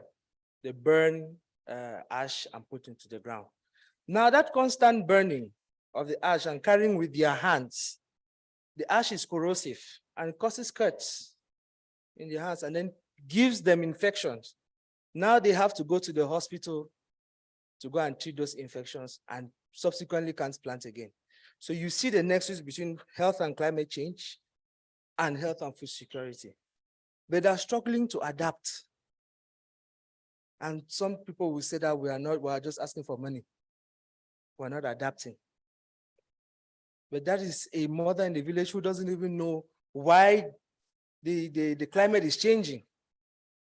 And then when they bring unfair finance mechanisms to Africa to tackle the adaptation issue, you ask yourself that really, do these people really have a heart? Because that mother, she will ask herself, why should she be paying a loan of something that she did not buy?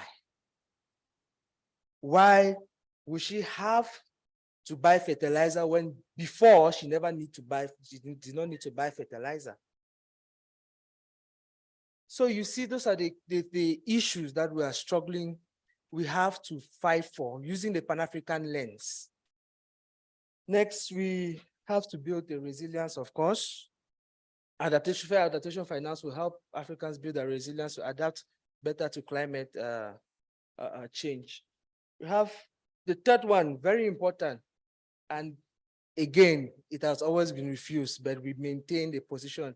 Africa is a continent of special needs and circumstances, and that's a fact. The IPCC report shows we are heading in the wrong direction. But Africa is a continent that if 1% is increasing globally, the US may experience very little, the Australia and the rest. But Africa will experience twice as much as any other continent in Africa, in the world. So we need these fair adaptation finance mechanisms to help us adapt to these issues. Next. The agricultural sector. That is the most hit, one of the most hit by climate change. And you see the emphasis laid on the agricultural sector is not strong enough. Africa counts mostly on agriculture, and smallholder farmers actually are about 95% of agriculture in Africa. So when the climate is changing and they are trying to adapt with their own means, how do we guarantee food security in Africa? Those are the questions that we have to ask. Next slide. All right, so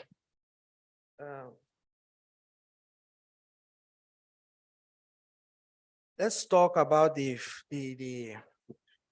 finance flows, adaptation finance flows in Africa.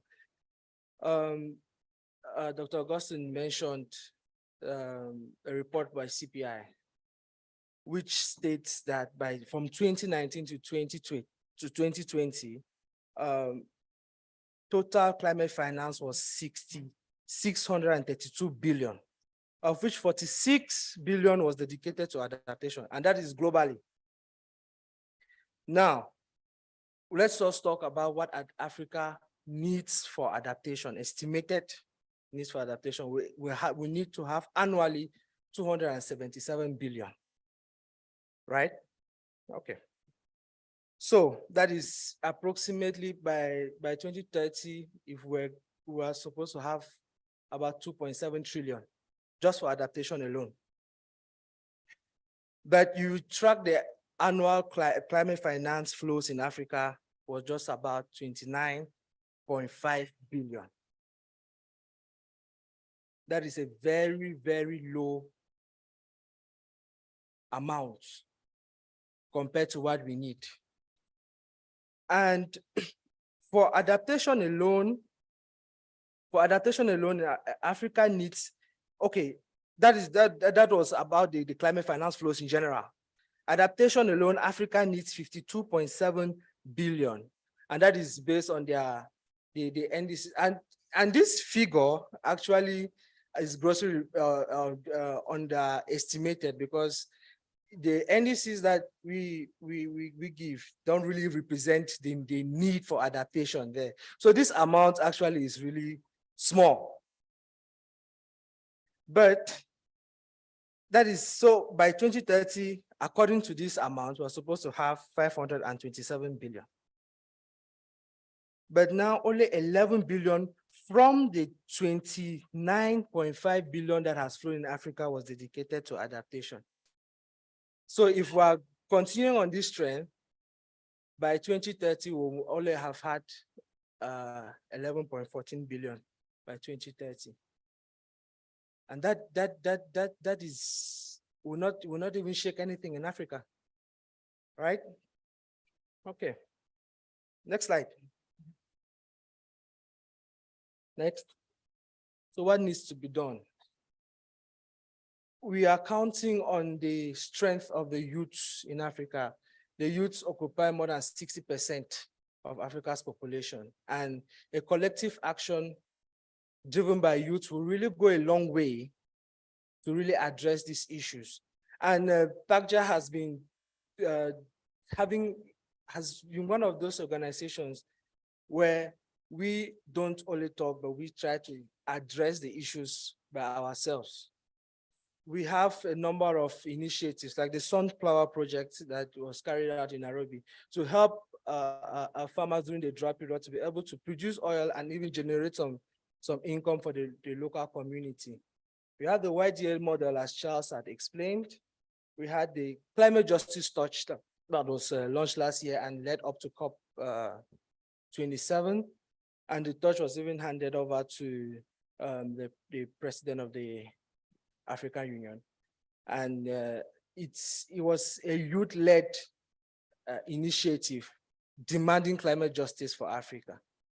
Then we have the Nairobi Summer School that the third cohort has already been launched, training youths on climate justice issues, as Charles has explained. So the applications are ongoing. You can check the website and you can apply. Next slide. So now this has prompted us to launch what we call the YAF Africa campaign.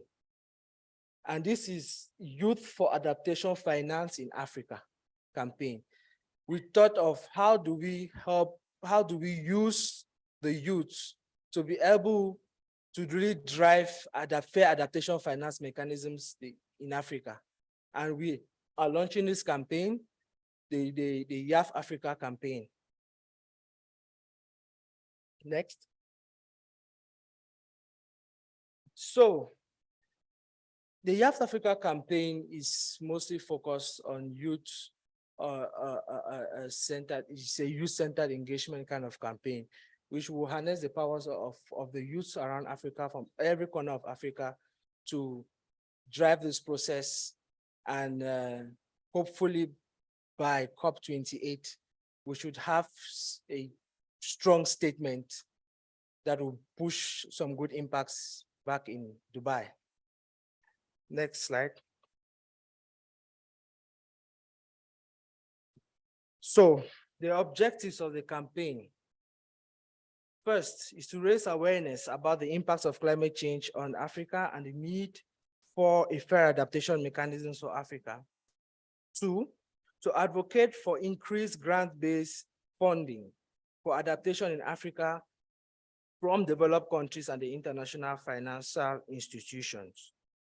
3, to promote the participation of African countries in the design and implementations of adaptation projects. It should not just an entity wakes up in the morning and designs an adaptation project for Africa, and you don't consult us to ask us, what do we need? How does this apply in your context?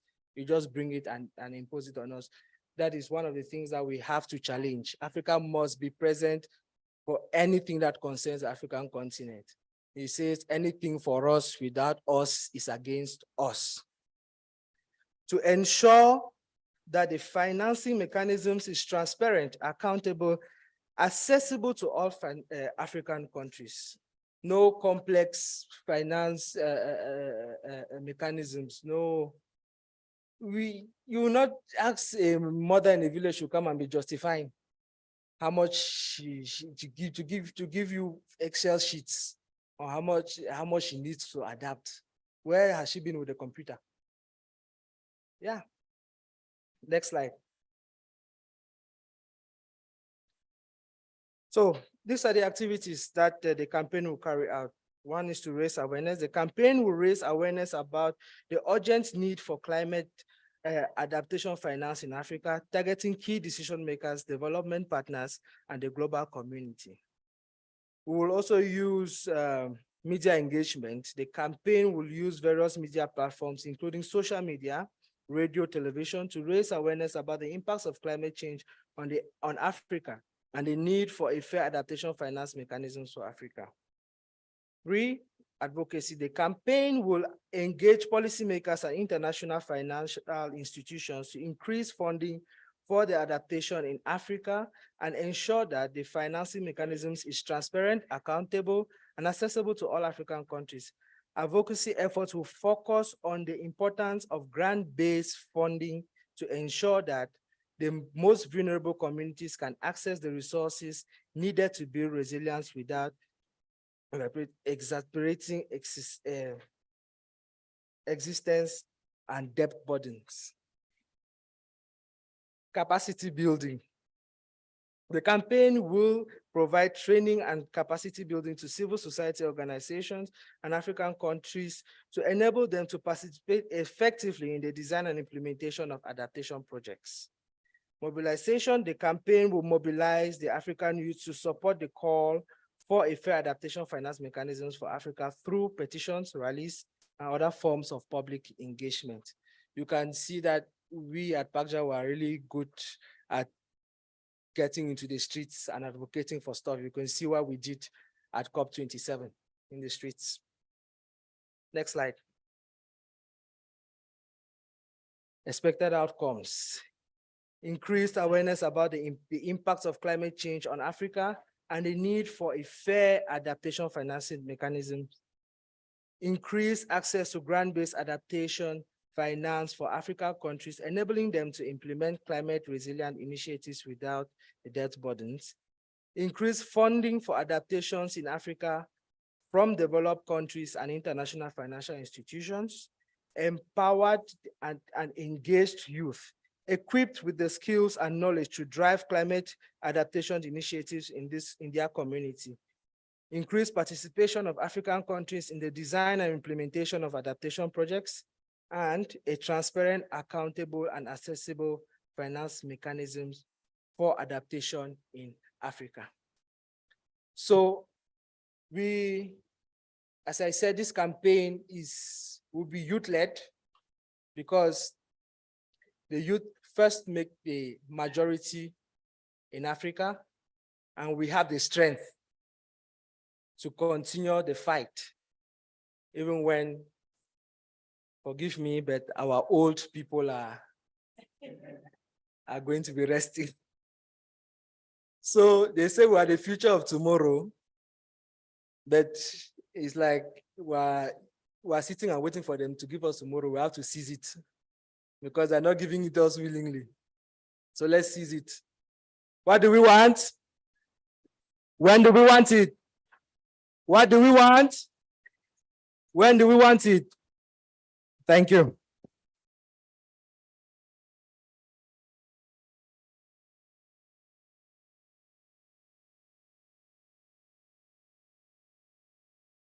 Thank you so much, Afanyu, for covering up the youth part of it. I think we are more than happy to ensure that all the components and the sub-components of the project, and including the advocacy, is now covered. And again, also appreciate the team for the in-depth understanding of the project before this particular meeting. Ordinarily, what happens, because I've been in these inception processes, people meet for an inception, and sometimes they don't even know what was designed. And the first question is to ask what was meant to be delivered here. How was it meant to be delivered here? And they will keep cross-checking and reconfirming whether that is what indeed was planned. I think the team is in great sync. I just only observed that within the agriculture sector, even when young people are campaigning, they've not properly immersed themselves. That's an area that we need to create a greater synergy, looking at the presentation that Steve presented. I know he did not tell you the statistics around the age of an average farmer in Africa. 60 years. So I'm even below that, so I'm happy. But the most important thing is that statistics is worrying. And again, if we are also connecting the conversation around climate change, creating employment opportunities through adaptation, then we must see our young people become central in that end. I want to open it for questions, comments. If it's a good design, we know it's a good design. Do not praise it. We usually believe in our culture, you only praise the food after you have eaten it. Don't look at the presentation on the table and start praising it.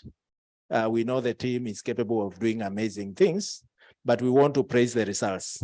So the design, if it's good, please just acknowledge very quickly, but then move to the substantive area where we need to improve, because we are looking at how best we can actually deliver success. We are not associated with shame. So we want to deliver success and deliver it to scale. So we are inviting your comment to focus more on where do we need to really strengthen the design and the implementation or the implementation outlook of this particular project. Charles, Afanyu, Augustine, and Steve, take note. My brother, I was taught in African culture, it's never enough to introduce oneself. So whoever is speaking, please take time also to introduce yourself. It's important. In African culture, it's never enough to introduce oneself. Thanks. Yeah, thank you. My name is Melton Luhanga. Here in Malawi, I chair the adaptation, loss and damage thematic working group and CISONEC. Yeah, I would want to appreciate the various presentations concerning this project, and let me take it that personally I'm very impressed that we have this project now.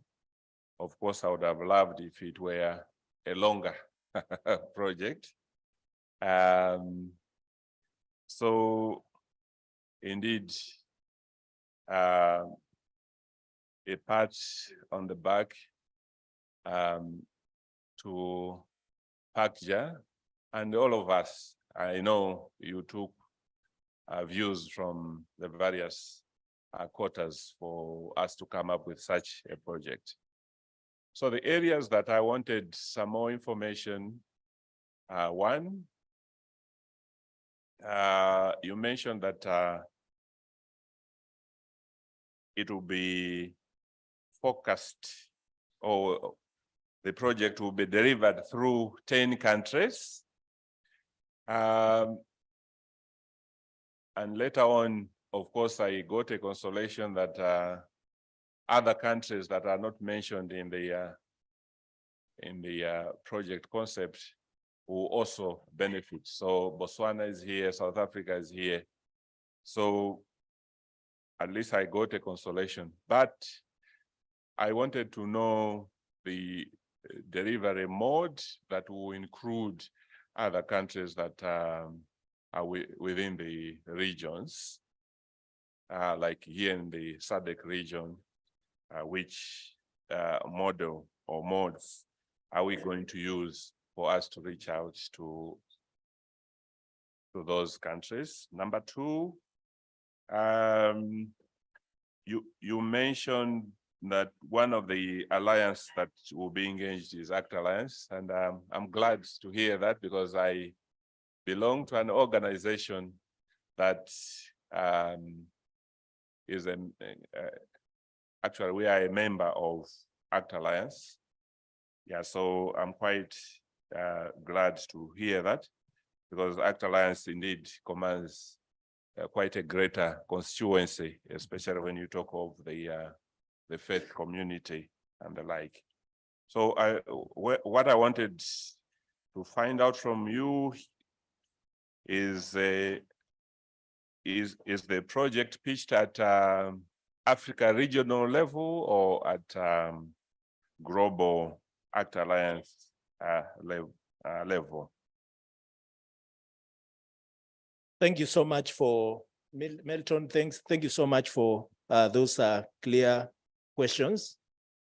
I'm now moving here, and then I'll go straight back to Maggie.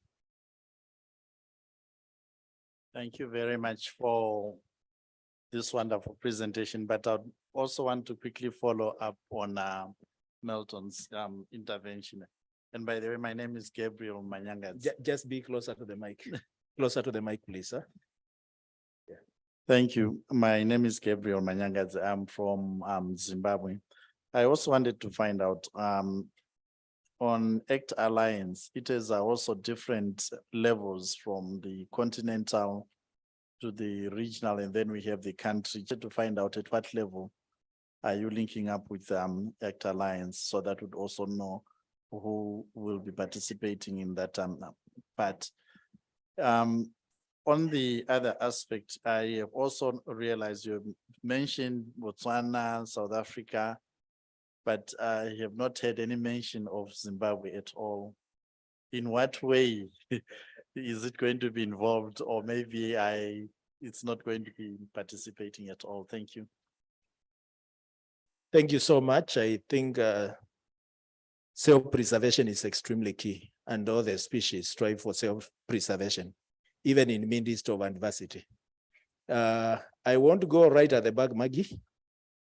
Thank you very much. I think mine is going to the person that presented after Charles. I didn't catch the name, sorry. So when you started looking at focusing on agriculture, I wanted to understand the approaches. So now he mentioned to say that there's going to be an interest in agroecology approach. So TROCRA, we follow the agroecology approach in our livelihood work. So I wanted to have a clearance on, I think these are some of the challenges that we've faced in implementing this approach. Are we looking at incentivizing the farmers to adopt the agroecology approach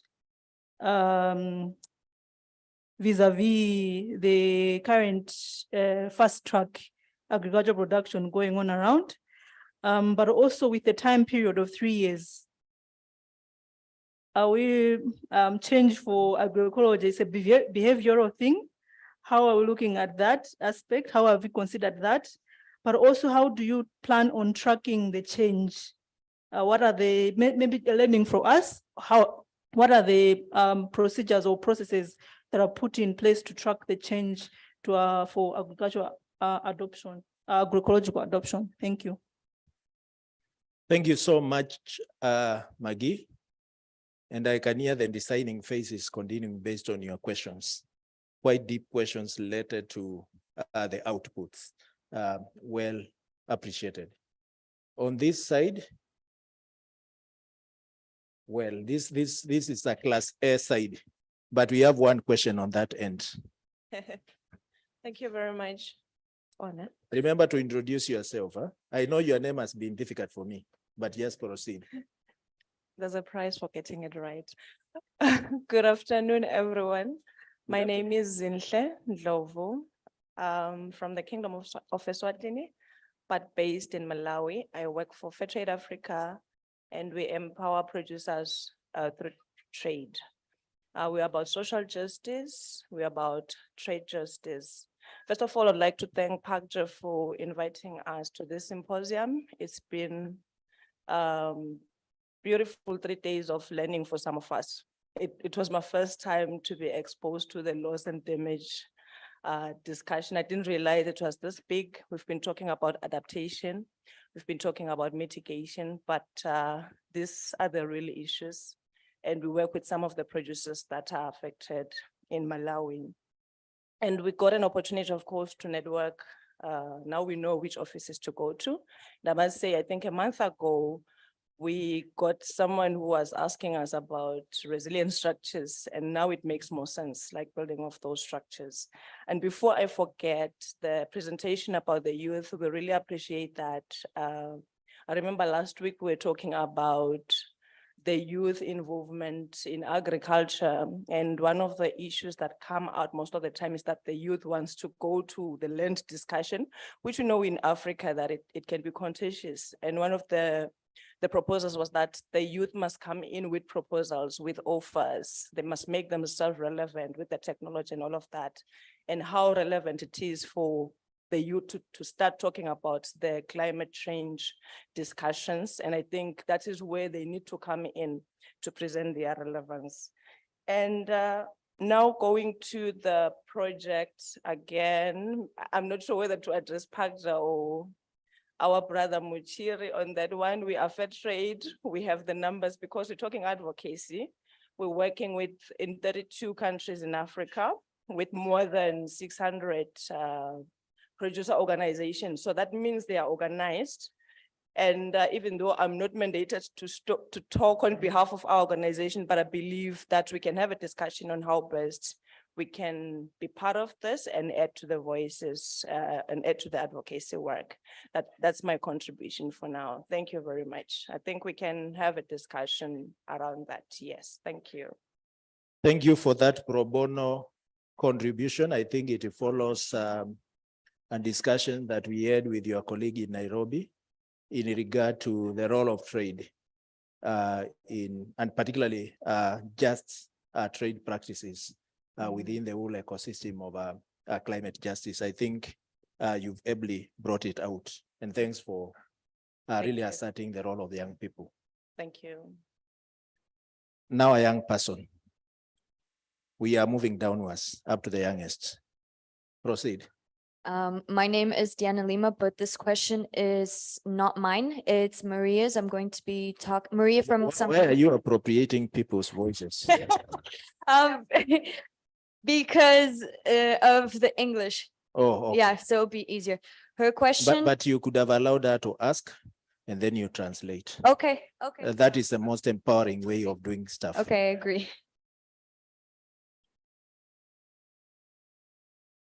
Meu nome é Maria e faço parte de uma organização de mulheres lideradas por mulheres em Moçambique.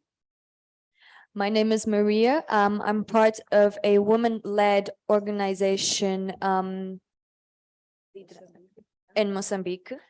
And nós lutamos pelos direitos das mulheres e, sobretudo, na justiça climática.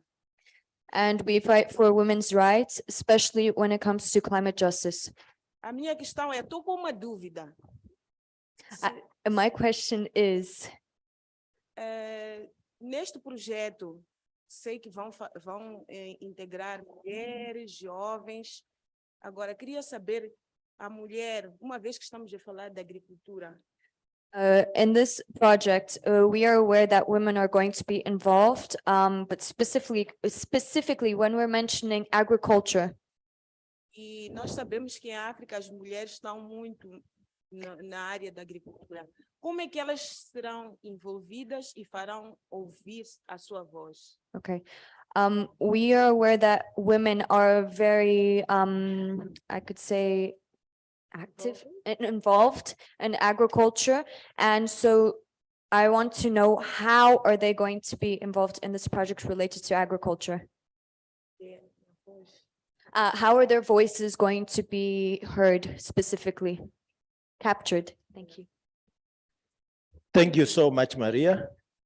It is always our responsibility to promote inclusion to the greatest extent possible. Our apologies, we could not bring translators on Portuguese. I think it's a discussion that we will still continue to have to see how best to cover that element, whether through assimilation or increasing your population significance in the continent, but something that we are going to keep reflecting on. But thanks so much for your question. I think that brings to an end to this particular round of questions. I do believe other manufactured questions will not emerge. I'm seeing where the wind is blowing, Charles. I think you have fairly a number of questions to deal with. I think the bulk of it is actually on your docket. Please extinguish them. All right, thank you so much, Philip. Well, I want to tackle the first question that was asked by Milton from Marawi. He did ask, whether other countries are involved. And I think, like I mentioned in my presentation, although we are anchoring these country-based, interventions in 10 countries, but this is an Africa-wide, process. And that is why, in our midst, we have colleagues from Zimbabwe, like I said, from Botswana and other countries, because this platform that we're creating today will actually involve countries beyond the countries where we are probably focusing on country level intervention. So Zimbabwe, Mr. Gabriel Manyagazi, you are on board. Now, the other question was about how we are engaging ACT Alliance, because ACT Alliance is also a global organization, but I want to say that we are engaging them at the regional level, at African level, to be specific, at African level. So that's our level of engagement as far as this project is actually concerned. The question from Maggie, again, that one goes to Steve. But I think Zovu from Marawi, of course, mentioned about involvement of other parties around this. I think because Marawi is one of the countries where we have country level interventions. I think you engage with our platform in Marawi and get to see probably how you get involved in these conversations. So thank you. Maybe Augustine has something to add. Okay. Thank you. Back to you, moderator. I think Stephen had a question to answer on agroecology. Yeah. Yes, on women voices. Sorry, Steve, before I come to you, I said there are two critical constituencies here. You see, we already have the youth strategy actually up and running. We are very specific also on women, and therefore the women voices would be perhaps loudest in this intervention. Thank you. Yes. Sorry. Yeah, I had a question on agroecology. And I think I want to answer it in different ways. Number one, agroecology is, I wouldn't want to say it's a new concept, but it's a buzzword. And we all know what agroecology is. I think the challenge that has been there has been how to create incentives that will actually promote the adoption of agroecology and scaling up of the same. I know some of our colleagues, actually some of my members in Burundi, have attempted to do a study on how best to do this, trying to look at it from a policy perspective at the national level, and see how that can actually fit into the agro systems of agriculture systems of Burundi. But I think that has been a bit of a challenge because it's a bit cliche, in terms of, I don't know how to explain this. You can't, I even look at the definition by FAO of agroecology. It's a bit all over the place. So sometimes it's a bit of a challenge trying to say this is what we're actually looking at. But I know with our colleagues, we started a campaign around agroecology, and we are happy that the EU now is funding programs on agroecology. And a lot of our European partners, I was just talking to Trocare this morning, and they told me they're also doing work around agroecology. I know we have been able to influence discussions on that. About 2 months ago, there was a huge meeting in Nairobi just discussing agroecology by the Ministry of Agriculture. So I think the fact that it's something that's actually a discussion on the table is quite important. My personal view is that agroecology borrows a lot from traditional agriculture. And we have moved completely away from doing agriculture the way we used to do it back in the day. And I think anything that is actually going to take us back there is actually going to be important.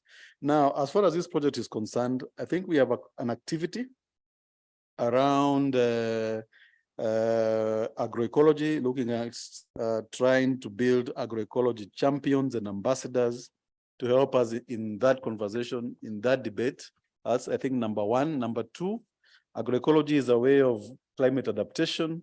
And I think one of the challenges that I was saying earlier is that if you present an adaptation case study to a donor, it doesn't look bankable.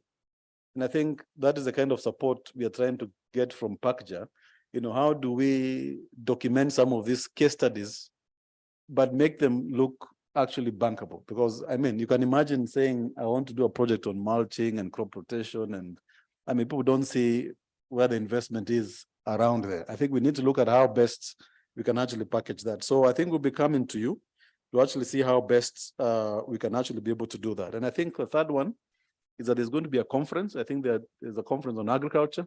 And I think one of the things we'll be discussing, and that is under this project, or at least a partnership with PACJA, is agroecology in the continent. And I think it's an opportunity also to table some of the things that actually happen within the continent. And I think they'll be helpful in the policy discourse around agroecology. I think that's what I can say for now. Unless Charles, you may want to back me up. Thank you.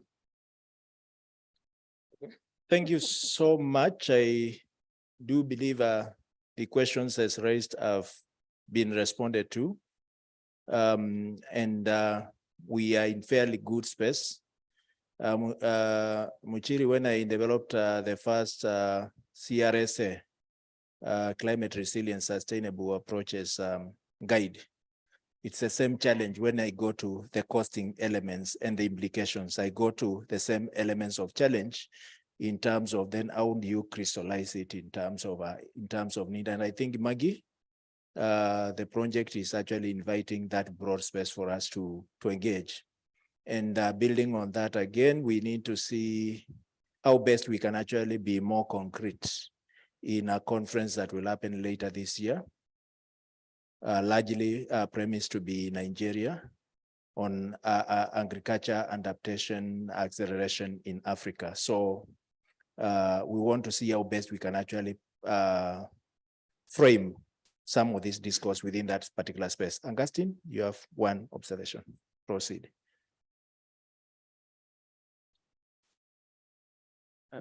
Thank you very much, Philip, and thank you everyone for the questions and nice comments. I would like us to remember that the main aim, the main objective of this project is to see that we have the critical mass that is needed to project the urgency, pertinence, and the what other word?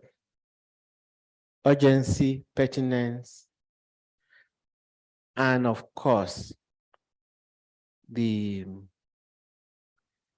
usefulness of adaptation. Because so far, whether at national level, local level, continental level, international level, adaptation is not having the kind of attention that is needed. So if you are here, I think you are already a disciple to push the message of adaptation and hence adaptation finance. So when you ask, how will I be involved? Your involvement is already here, that we are here together talking about this. And that when you go back in your various constituencies, in your work, in your local community and government, you are bringing issues of adaptation. That is already something. That's the main purpose of this project. Then for those who are coming from the countries that have not been mentioned, these countries are only hosting. They have the mandate to influence the whole sub-region. And the reason why we're here is to create a platform of adaptation, a community of practice on adaptation. That means it is all of you. These countries in the Southern Africa region, none will be left behind in this platform that we're going to initiate here. And all of those platforms, those kind of platforms of community of practice will be all over Africa, Central Africa, Eastern Africa, Northern Africa, Western Africa. We're starting from here. So already you are part of the project, being invited to sit in this meeting, being invited to come to Malawi is part of the process. Thank you.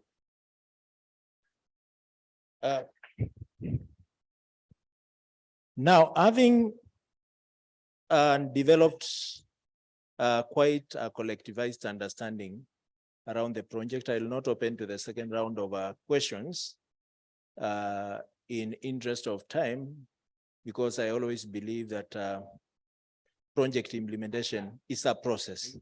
It's not a one-off event, and we need to be available to each other. We need to internalize the project together, and we need to be talking. That's why I kept telling people, please introduce yourself, so that as you ask your question, I'm sure of what kind of resource I need to tap and from which quarter. And I think that has been quite useful. So we will not open it to further rounds of questions, so that again, we can allow much more richer informal, sir, out of this particular session. And therefore, I want to quickly shift gears to begin operationalizing an implementational requirement or implementational output, sorry, not even requirement, an output around it, which is basically to begin to form, because you cannot be in advocacy without clearly knowing how you are organized for the sake of advocacy. It's like going to war and you are totally disorganized. We must begin to organize. And if we are going to organize to be effective with the women wing, because I've had the women wing, there is a farmer wing, there is the youth wing, there is the regional arrangements under which we are. We must begin to see how best do we fire from all the cylinders. I'm not too sure how many they will be, but we must be sure how we will fire from all the cylinders in terms of driving the transformation and the influence that we are looking for in this particular project. And therefore, it requires us to have a sense of organizing. Whereas we are clear that the constituent of farmers must organize and aggregate, the constituent of women must again aggregate and begin to connect more. The constituent of young people must grow, but grow in terms of clarity of what they are advocating for, and with a serious foot inside the core business of the project. And the countries that we work in through the DNPs must connect. It is, again, important to ensure that we are connected within the regional space, so that whatever voice is coming from the southern region is also reinforced by the voice that is coming from another region, probably Eastern region, from the Central region, from the West Africa region, and from the Maghreb or the Northern region, as you may want to call it. So we need to ensure that those voices are connected. But we are not at this stage prescriptive. We want to walk you through a model that we think might give you a starting point. You are in it to keep improving on it, strengthening it, and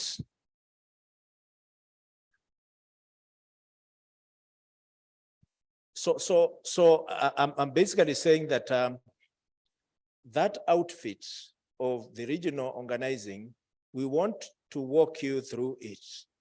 And we are walking you through it, basically to understand that we need not to lose, especially when the people in this room are present in this region. We need not to lose any specific moment for influencing and advancing, for financing for adaptation within this region, and particularly financing for adaptation in agriculture sector within this region, and particularly for financing in adaptation that connects with communities at the front line of climate crisis. That is what we are trying to emphasize. And that in the organizing that you do, then you must be more concrete in terms of mapping all the opportunities, all the power spaces within this particular region for you to advance for adaptation agenda. So I'm just trying to pull those particular elements for you to be in position to understand that you must, in one way or another, in whichever name and in whichever framework, organize in a manner that enables you to crystallize all the opportunities. And that then calls for a kind of working arrangement, and for us to begin to actualize a working arrangement that is sufficiently strong to drive the voice that we are looking for. Remember, this year, we have some certain critical processes. Global goal on adaptation is on, and the discussion around setting that goal is on. Is agriculture part of the goal? What is the South African region? How is South African region positioning itself in terms of influencing that particular goal within your respective countries and overall as a region? You have the chair of African Group of Negotiators next door. How are you ensuring that you are able to begin to engage in this particular discourse? Remember, we need to open the NDCs in a substantive manner to factor in the imperatives around adaptation with agriculture at the center. How are we going to organize to influence to scale for the South African regions, region countries to revise their NDCs, bring to the center of that engagement, the whole discourse around adaptation, and ensure that governments are implementing response measures that place adaptation at the center of the whole process. This is a big call. But I know SADC is also, or this region is called SADC, if I'm not wrong, as also other power territories within it, which are quite important for us to influence. Will you influence that region as a single player, or will you influence in collectivity? How do you achieve efficiency and effectiveness in terms of influencing that particular block? It all depends on how you organize, right from your country level, with your neighboring country, and in collectivity. The Pan-African Parliament is just next door. How are you influencing it? And these are the critical questions that we are trying to raise. Remember, the global goal on adaptation was supposed to be set in COP20. COP20? COP27. Because it was building from the Glasgow Pact. We missed it. As it is, do we have sufficient momentum? The answer is still no. So for us to build that momentum, we must begin to see how do we organize in a strong way to exert that influence. For us to walk through that particular session, let me invite Charles to walk us through the thinking on the networking arrangements that we can actually put in place in the spirit of driving strong influence. Charles, karibu.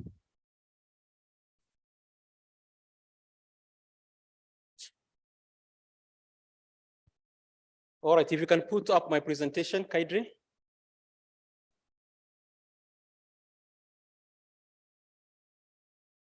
All right, so thank you so much, Philip, for really elaborating on the importance of having those regional convenings.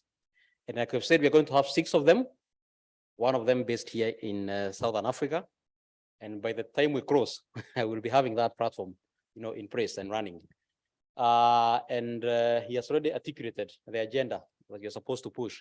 And of course, using the regional institutions available, including Pan-African Parliament and SADC. So what I'm going to do, not that one, there's another one.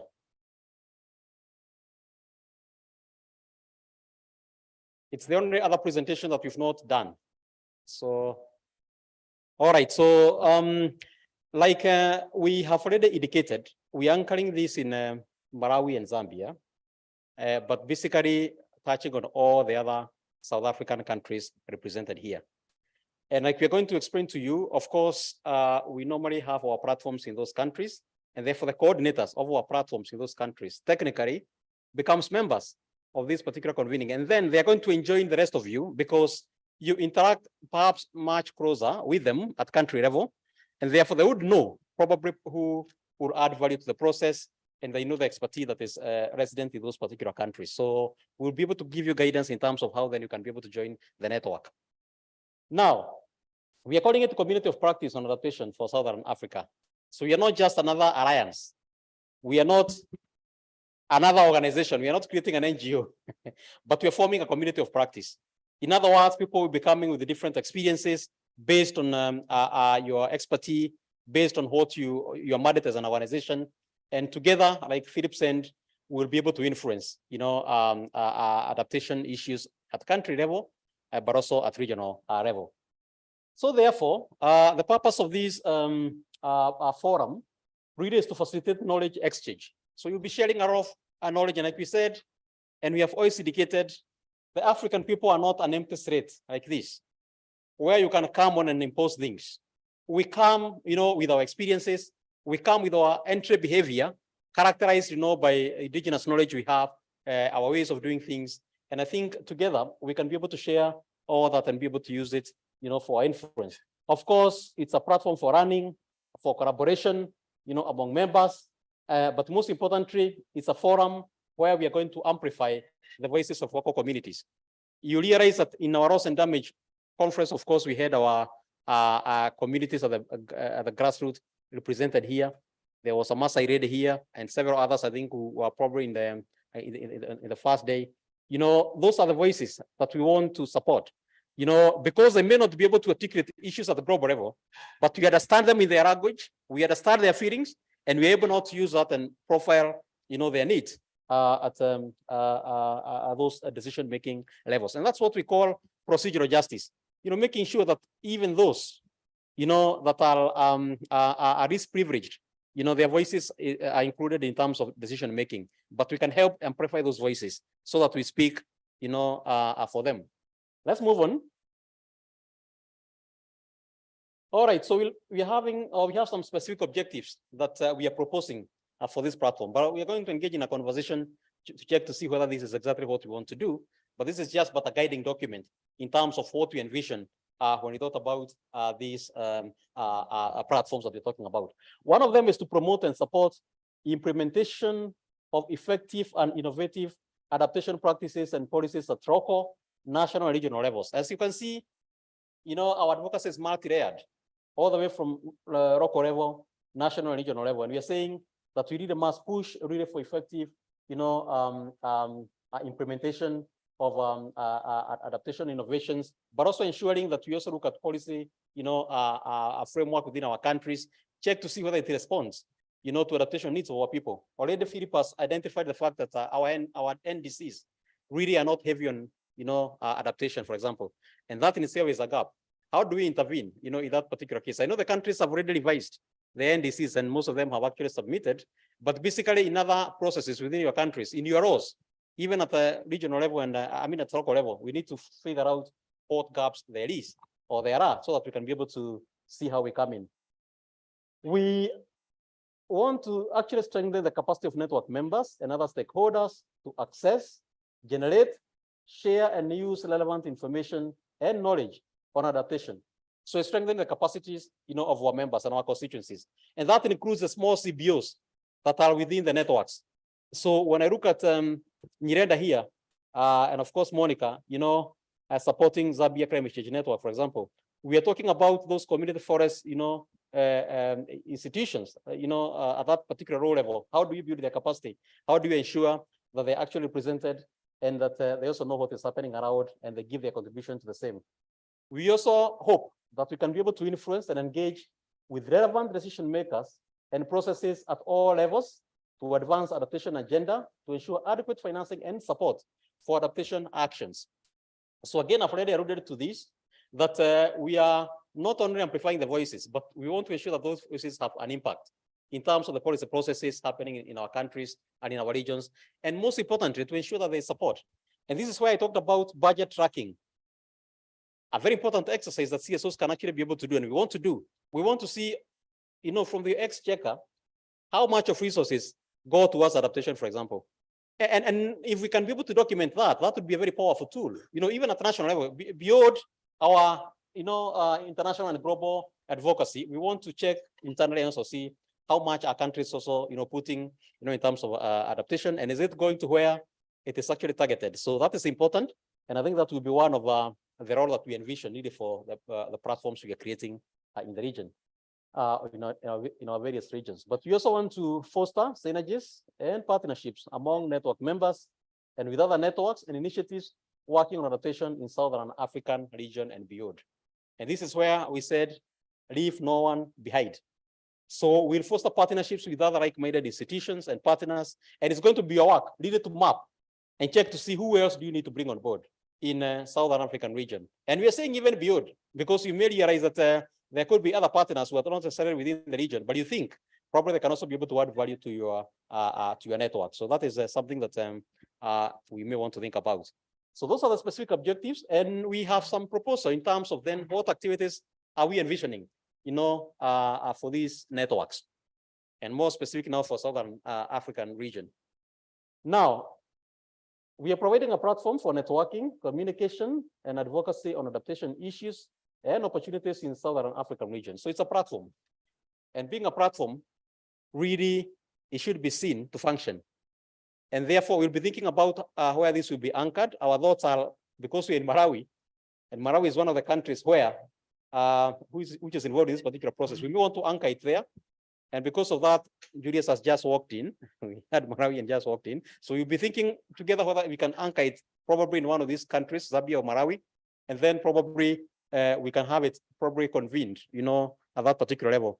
And basically, we may want to ask you to later sit and agree on probably how many times you'll be meeting, probably virtually, what are the issues we'll be covering and how are you going to be reporting. So I think that guidance will be provided, but it will be either be Malawi or Zambia really coordinating, because they are the countries that probably are already deep within this particular engagement. Now, we want to support capacity building and training on adaptation concepts, methods and tools for its members and stakeholders. And we have enough expertise amongst ourselves. When I listened to Mr. Melton there, he told me that he's actually supporting the thematic area on adaptation in Malawi, for example. And you see, such people are also present within the countries where we are working. In fact, I think you're here because you have something to contribute regarding loss and damage, which is very much connected to adaptation. And therefore, we are going to tap into, those resources we have, those human resources, we have amongst ourselves to ensure that we train others, because we are not in the same level. And I think we need to ensure that we are really building the capacity of our organizations. And I say it, especially those ones that are upcoming, the CBOs at that local level.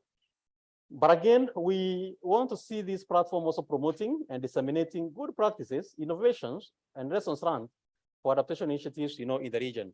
And I think I mentioned one of the activities that is going to be implemented by our country level partners. Really, is actually documenting some of these good practices happening, which can inform the world.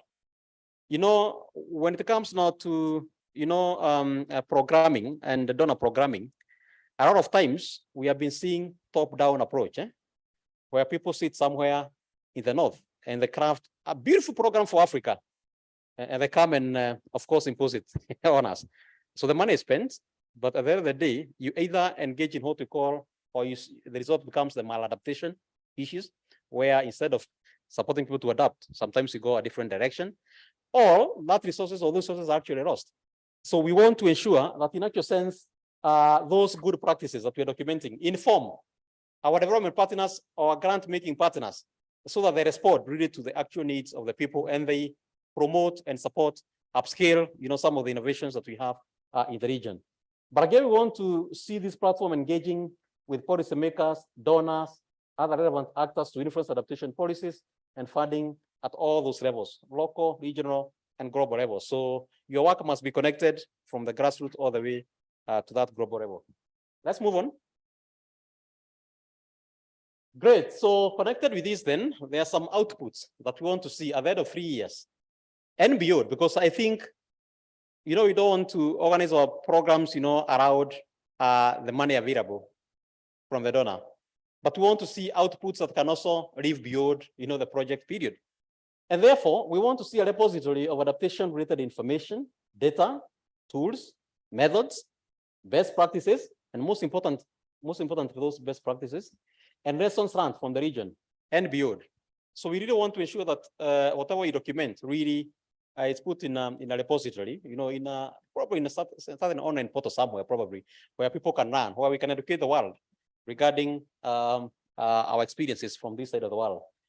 And then we want to see a communication and dissemination channel for sharing and promoting adaptation knowledge, experiences, and innovations among network members and external audiences. So there has to be a channel of communication. So you have to agree when you sit, how then do you communicate results of the work that we're doing in terms of the budget tracking, of the work we're doing in terms of documenting those good practices. So there has to be a good communication channel. And this is where the young digital activists become important. So therefore, Nyirenda and Julius, because we have a component on young digital activists, I think they will be very, very instrumental in communicating this.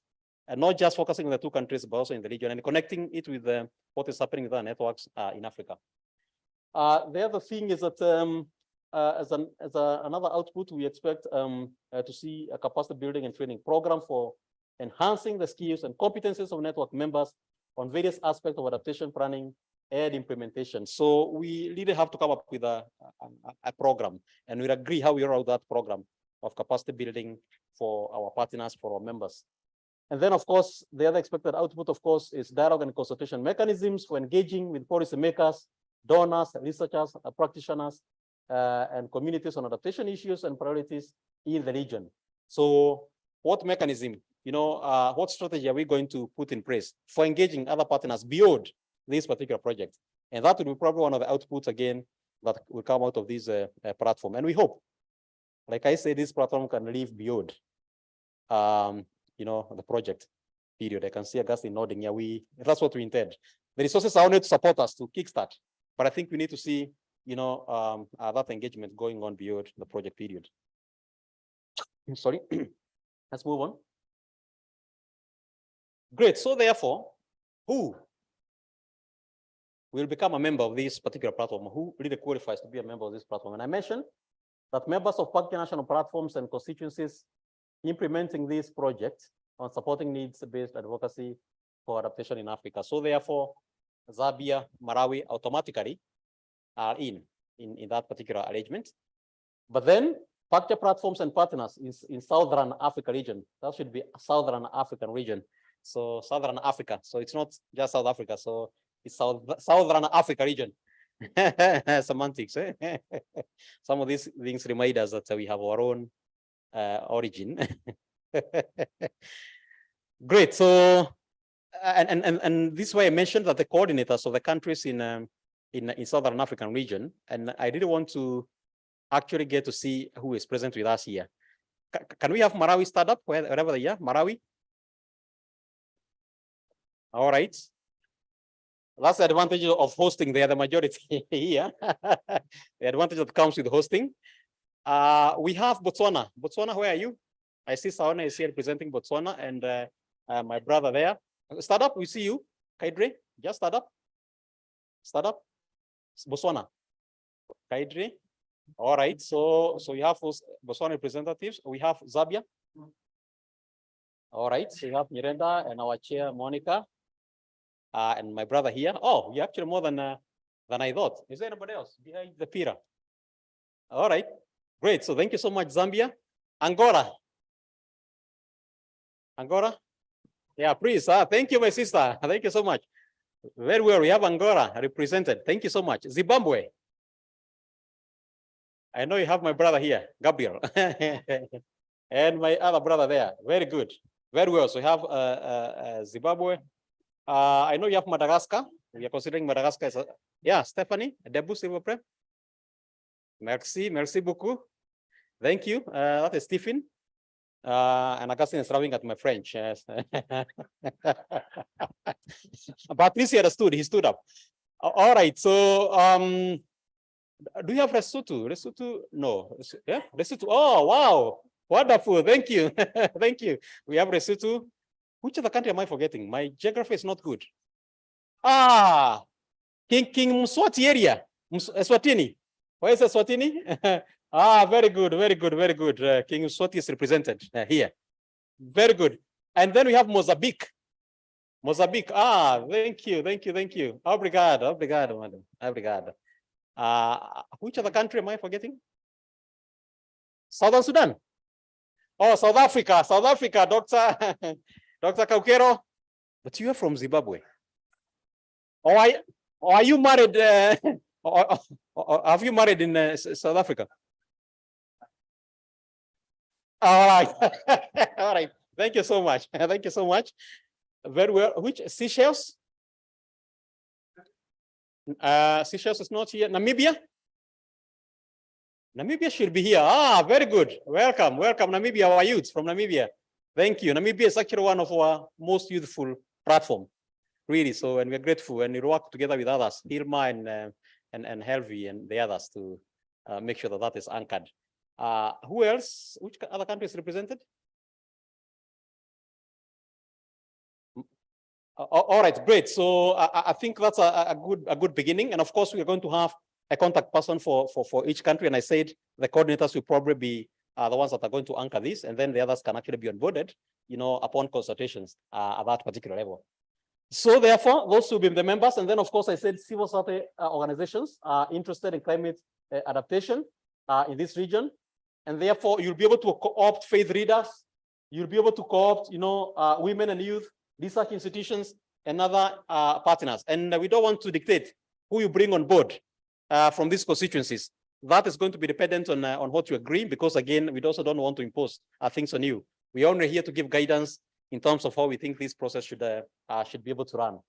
And then, of course, other partners that will be on board are partners who work together with the Organization of Africa Instituted Churches, who are one of our sub-grantees. So they are partners in that region. We also automatically become members within that arrangement, because they are sub-grantees within this arrangement. But again, East African Farmers Federation, so they'll also be able to propose some of the networks they work with, so who are also going to be onboarded in that arrangement. So that is what we think in terms of how this will run. And this is what we are going to replicate in other areas. South African region, you are very lucky. We believe in starting from bottom up.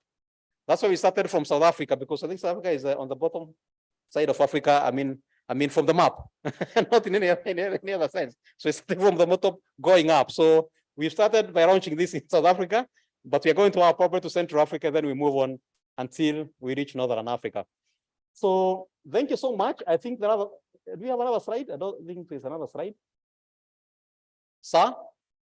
Great. So thank you so very much. I want to take a break, and thank you so much for listening. I know Philip is coming so that we can engage in terms of those terms of reference. We want to hear your views around it, and then we shall give guidance in terms of how then this is going to be constituted. And this conversation is only beginning. We don't expect to finish everything here, but we'll continue and work together with you on this. Thank you.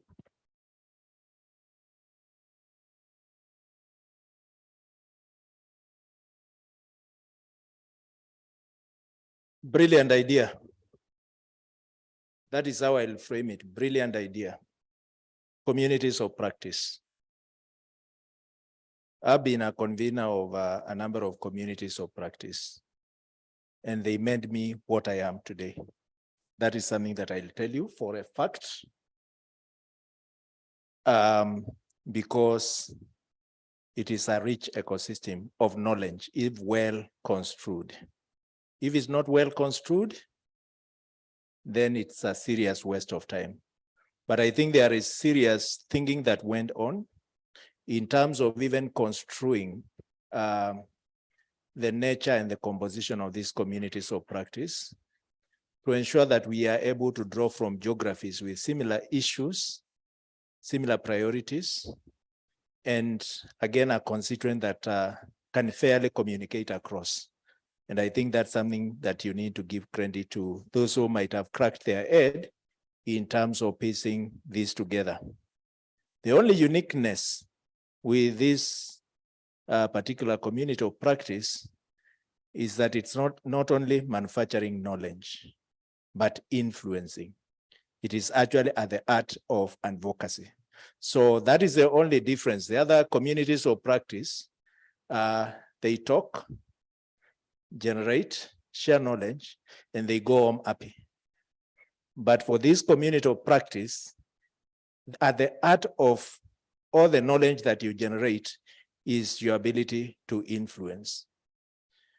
To whoever much is given, much more is expected. We've started this process in South Africa.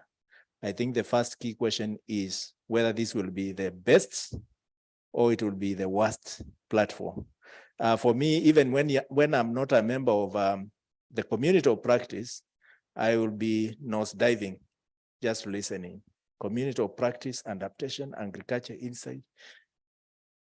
For people who are seasoned in agriculture like myself, will always try to get in. Whether you chase me away or you don't chase me away, I'll still come in when I have some time. But let me open it for quick comments and the questions, if there are any.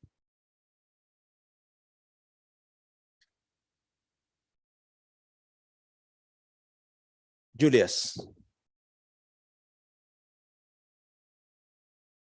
Oh, beautiful. So long as they don't last more than a minute. I know compliments can be. Okay, yeah, so I think let me just say, yeah, so thank you, Philip, for giving me the floor. I want to just say that thanks to the comrades at the Secretariat for making it possible that we have such a wonderful crafting of a project and a program, but also trying to launch this initiative in Southern Africa. I think we have so much work to be done, especially when linking highlighting the issue of agriculture in the adaptation spheres across the board, but more especially at the Conference of Parties under the UNFCCC. So I think this is a very unique platform that would help us to amplify the regional voices. Just to request that as we are firming this up, then we have very clear strategy that would actually make this committee of practice work, especially the network and the committee of practice work. Sometimes we lose it as we are building it, but I hope we are going to be filming or coming up with a very good strategy of how we want to sustain this in Southern Africa, but also other regions. I think we are ready as a country, Malawi, to support whatever aspects is needed. I think there's in Southern Africa, I think there's a growing knowledge on all these issues. So I think I'm hoping we're going to be the best platform. Thank you. Thank you so much, Julius. I never knew you would use the opportunity to pledge loyalty, but I think the persuasion to your members is clearly articulated, and I think they will exercise that right at the right time. Any other comment, observation?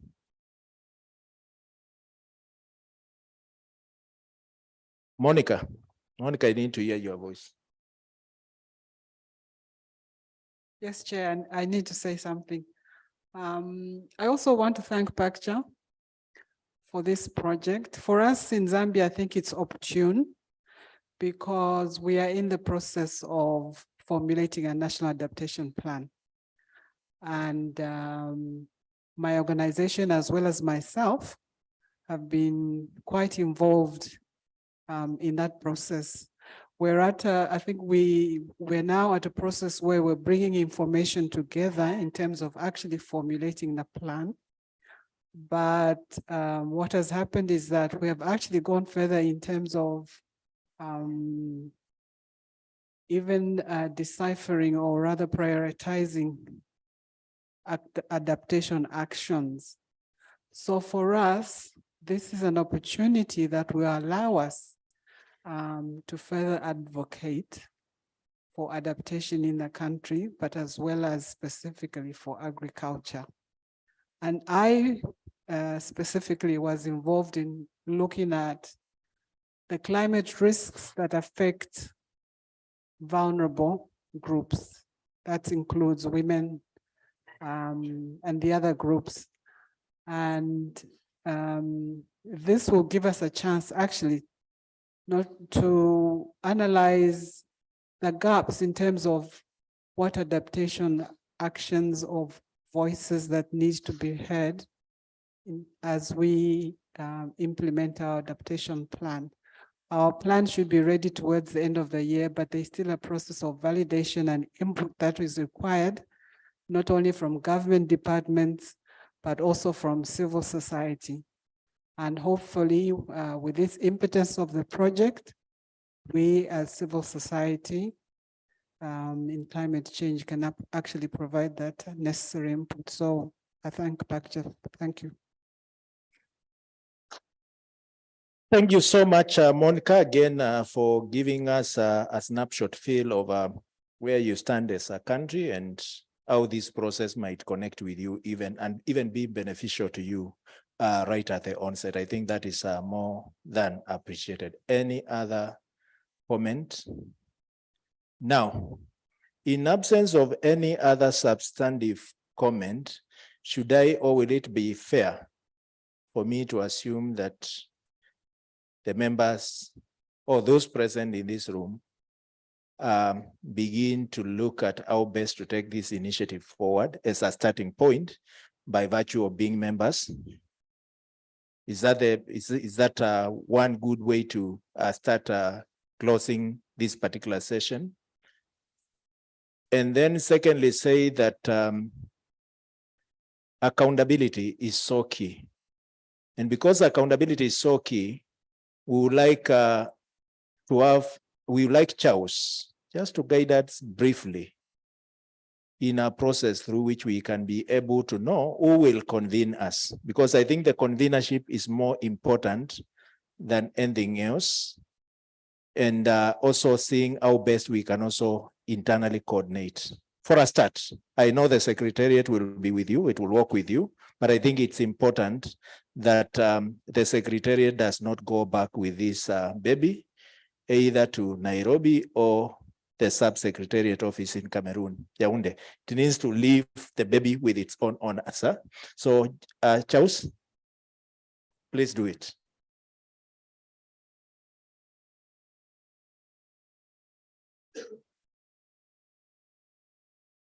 I want to declare that this is not guided democracy. But again, because we have structures, we are a network, you know, we are an alliance, and therefore, did we start for the people? We know we cannot finish everything here. Today we were just presenting the project and indicating that we need to have a platform for South Africa, and we have clearly guided you in terms of what we're going to do within that particular platform. But I know we'll have some minutes maybe to engage in terms of those TURs briefly before we close, so that we can get some few more inputs. And then, of course, the TUR will be presented to the committee that is going to spearhead this process. But we want to give this guidance in terms of moving forward. We want to pick some representatives to help us kickstart this particular process. And those people are going to convene. And once I convene, of course, they'll be working with you in terms of doing a mapping exercise, checking to see who needs to be incorporated in which country. I can't come to Malawi and start engaging people without consulting Julius, who is our platform coordinator. When we come here, we are strictly under him. If he comes here, declare this meeting closed or adjourned, we just go home. He is our coordinator as far as we are concerned. And that's how we operate. When we go to South Africa, we meet Dr. Haukero Charaona here. If she tells us not to go to South Africa, we will not go. We start guided by that. And that's how powerful our platforms are. And therefore, we even work on the agenda for our meetings, you know, together with our platform. You see how well we work with Season in terms of running this process. And we are really proud because our strength is in the 51 platforms that we have in the countries. Really, at the Secretariat, we only give guidance, we only support. But the work actually happens, you know, at our platforms, our designated national platforms. And in that regard, ladies and gentlemen, allow us to, and upon consultations, we want to come up with a committee that will spearhead this process. And like I mentioned, we want to actually nominate our coordinators in the platforms within South African region to help us anchor, because then Nyirenda would know who probably needs to be brought on board in Zambia. He's our coordinator in that regard. When we talk about Madagascar, I cannot step my feet there without consulting Stephanie in that regard, for example, and Lana. So we therefore want to nominate our leaders within those countries to support the process And then they're going to convene the rest of us and tell us how we are going to engage. Of course, they invited you here, or you're invited here because you have some sort of engagement with our platform in whichever country, isn't it? You know, those who are here because of Zambia, again, I know Nyirenda is aware, and he probably recommended that because we work with the people that we work with. So therefore, in Malawi, we are going to have Julius Goma. Julius Goma, if you can start from where we are. Julius Goma. And we are very proud of this gentleman. You know, he normally anchor our loss and damage conversation, even at COP. And we are very, very proud of him. And we normally send him to meetings to present us. So we are very proud of Goma as our coordinator for the Malawi platform. Now in Zambia, please remain standing if you allow me, Julius. From Zambia, we have Nyirenda Stephen, who is our coordinator for Zambia Climate Change Network. And I said I do recognize the presence of our chair for Zambia, who is with us. But in terms of operations, of course, Nyirenda is the coordinator of that platform. So please remain upstanding. Now we have in Botswana, we have Tracy, who is not here, but represented by our youth and our baby from the summer school. Saone, please stand up to represent Tracy. I know your contribution, of course, will be big in that regard. In Mozambique, I want to request Monsu Stephanie Debussy Vapre. Stephanie from Madagascar, sorry, not Mozambique. All right. Thank you so much. From South Africa, we have Dr. Kaugero Cheraone.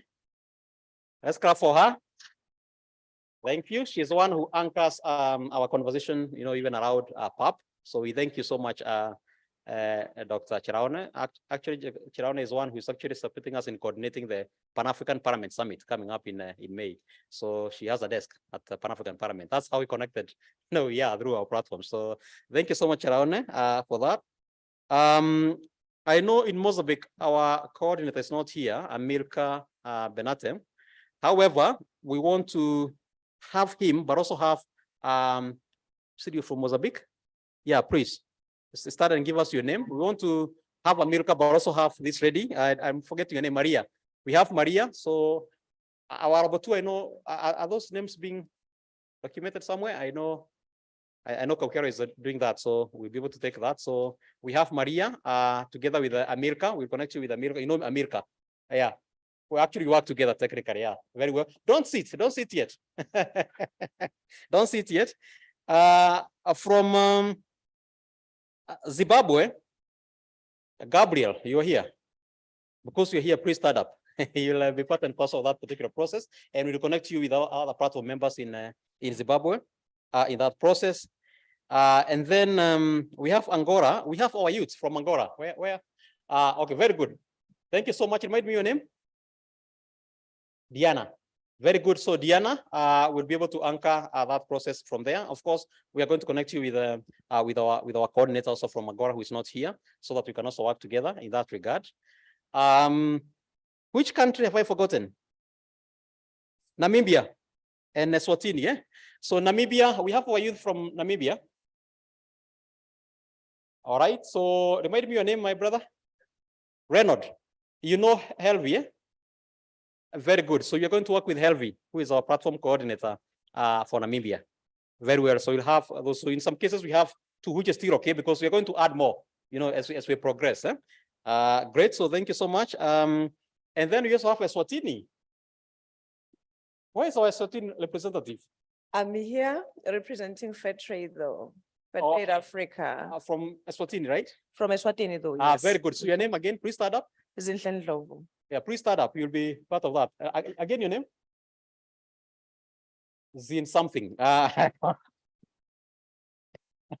Please, you give us your name. I can't get it properly. So, apologies for that. But you get your name so that you're also part of that steering committee. So therefore, the people who are studying, those who are here and those that I've mentioned in absentia, technically then forms our steering committee for this South African Community of Practice Network. Do we approve them? Can we show by show of hands the way Philip showed us? Very good, very well. So we have them as our steering committee. And because, of course, every group of people, whenever there are more than one person, we have to have at least somebody to mobilize and coordinate. we are nominating our Marawi coordinator, Julius Goma. So please raise your hand again. Yeah, very well. Let's clap for him. He's going to coordinate us. Reason being Marawi, we'll be able to anchor this, and they'll be having some resources to do virtual tea, probably when they convene. I hope so. So he'll convene, and we are going to have at least of those people and their contacts, please, their email addresses and their phone numbers. Before you go, please give us those details so that we can agree then how to meet next. When we meet next time, of course, probably virtually, we'll be able to go through the TUS in details, and then we can discuss them, probably critique that, and be able to come up with the main document and the final document that is going to guide our operations. So thank you so very much. The steering committee is constituted.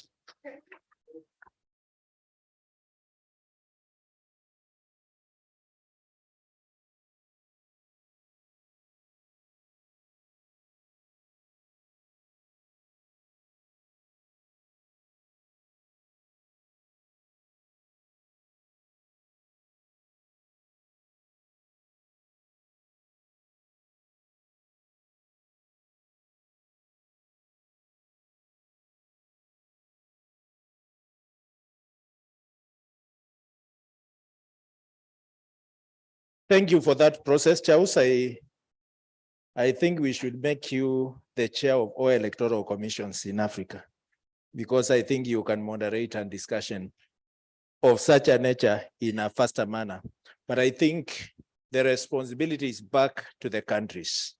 If we want this platform to function effectively, I would encourage you, right from the platform at national level, begin to look at how are you constituting the discussions right there, and how those discussions are now feeding to the regional discussion. So I'll take you back to your country, ensure you are well structured for adaptation, first and foremost, because there will be conversation there. So look at how you are building those platforms organically from the country, because we have country level coordinators, and that now feeding the conversation to the regional platform. That way, then you will have quite an inclusive platform. So thank you again, Charles, for really making it happen. This is just an observation based on experience that you must strengthen the workings, the learning, the influence of the country, and then build it regionally for it to be extremely a strong platform. I think at this point, it is getting to that hour when the elders become wiser. And when elders become wiser, they convene meetings, and those meetings can go until late hours. And I'm careful for us not to stretch up to this point. We want to bring this conversation to a close with Augustine giving us some closing sentiment. But if you are youthful, if you are young, your workshop begins after Augustine's statements. Thank you and be blessed.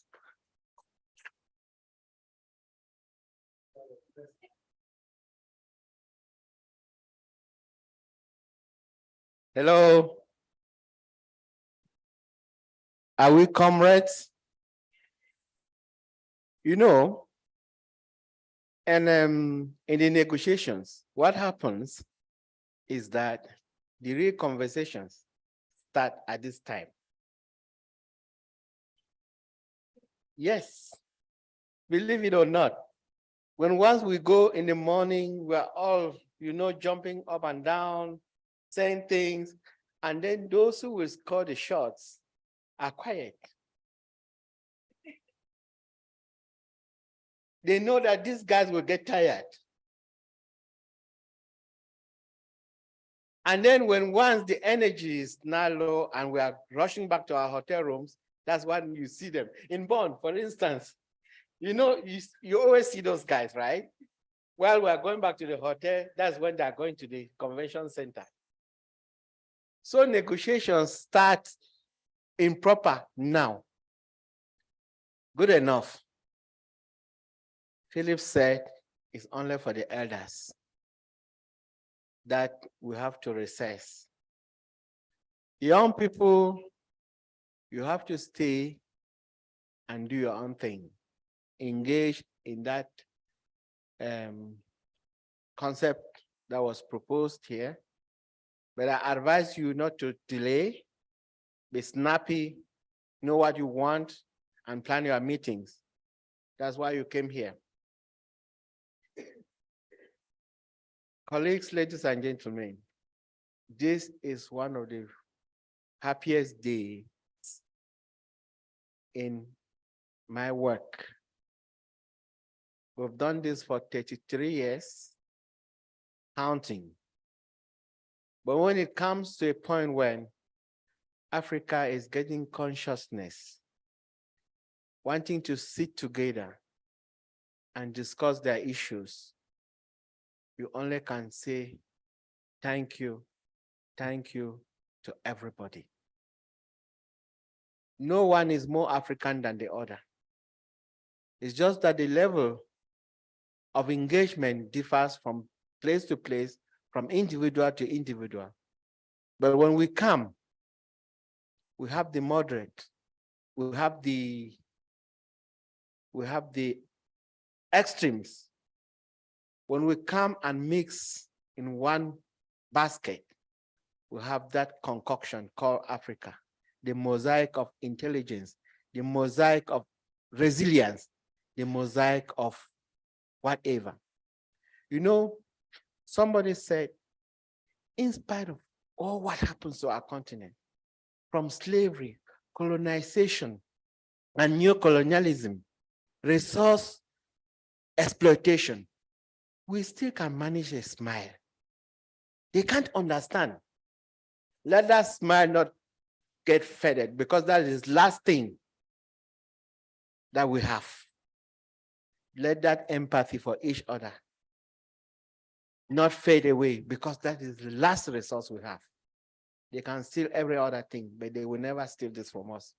So, community of practice, it is created. The first one is in Southern Africa. Others will be looking forward to what happens here in order to shape theirs. With that, ladies and gentlemen, thank you so very much.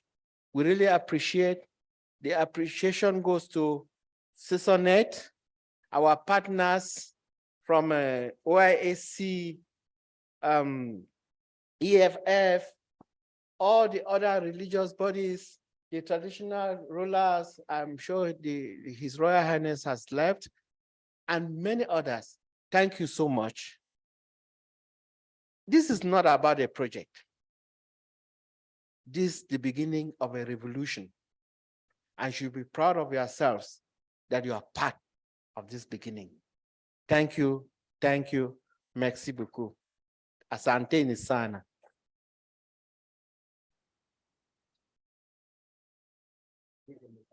Allow me to breach protocol. I should not have said anything. For those committee members, please ensure you register your details with Dr. Kaugero.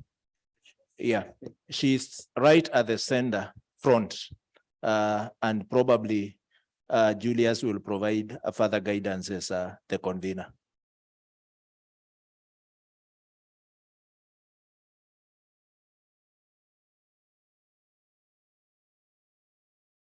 All right, thank you so much. So all the committee members, can you come to this table? We have our first meeting. Thank you. Please, the youth, can we convene behind here?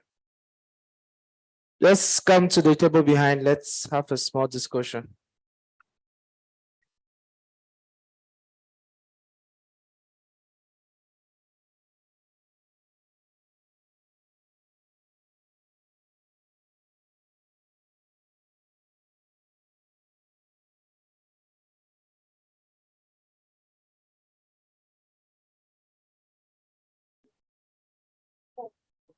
We've done this.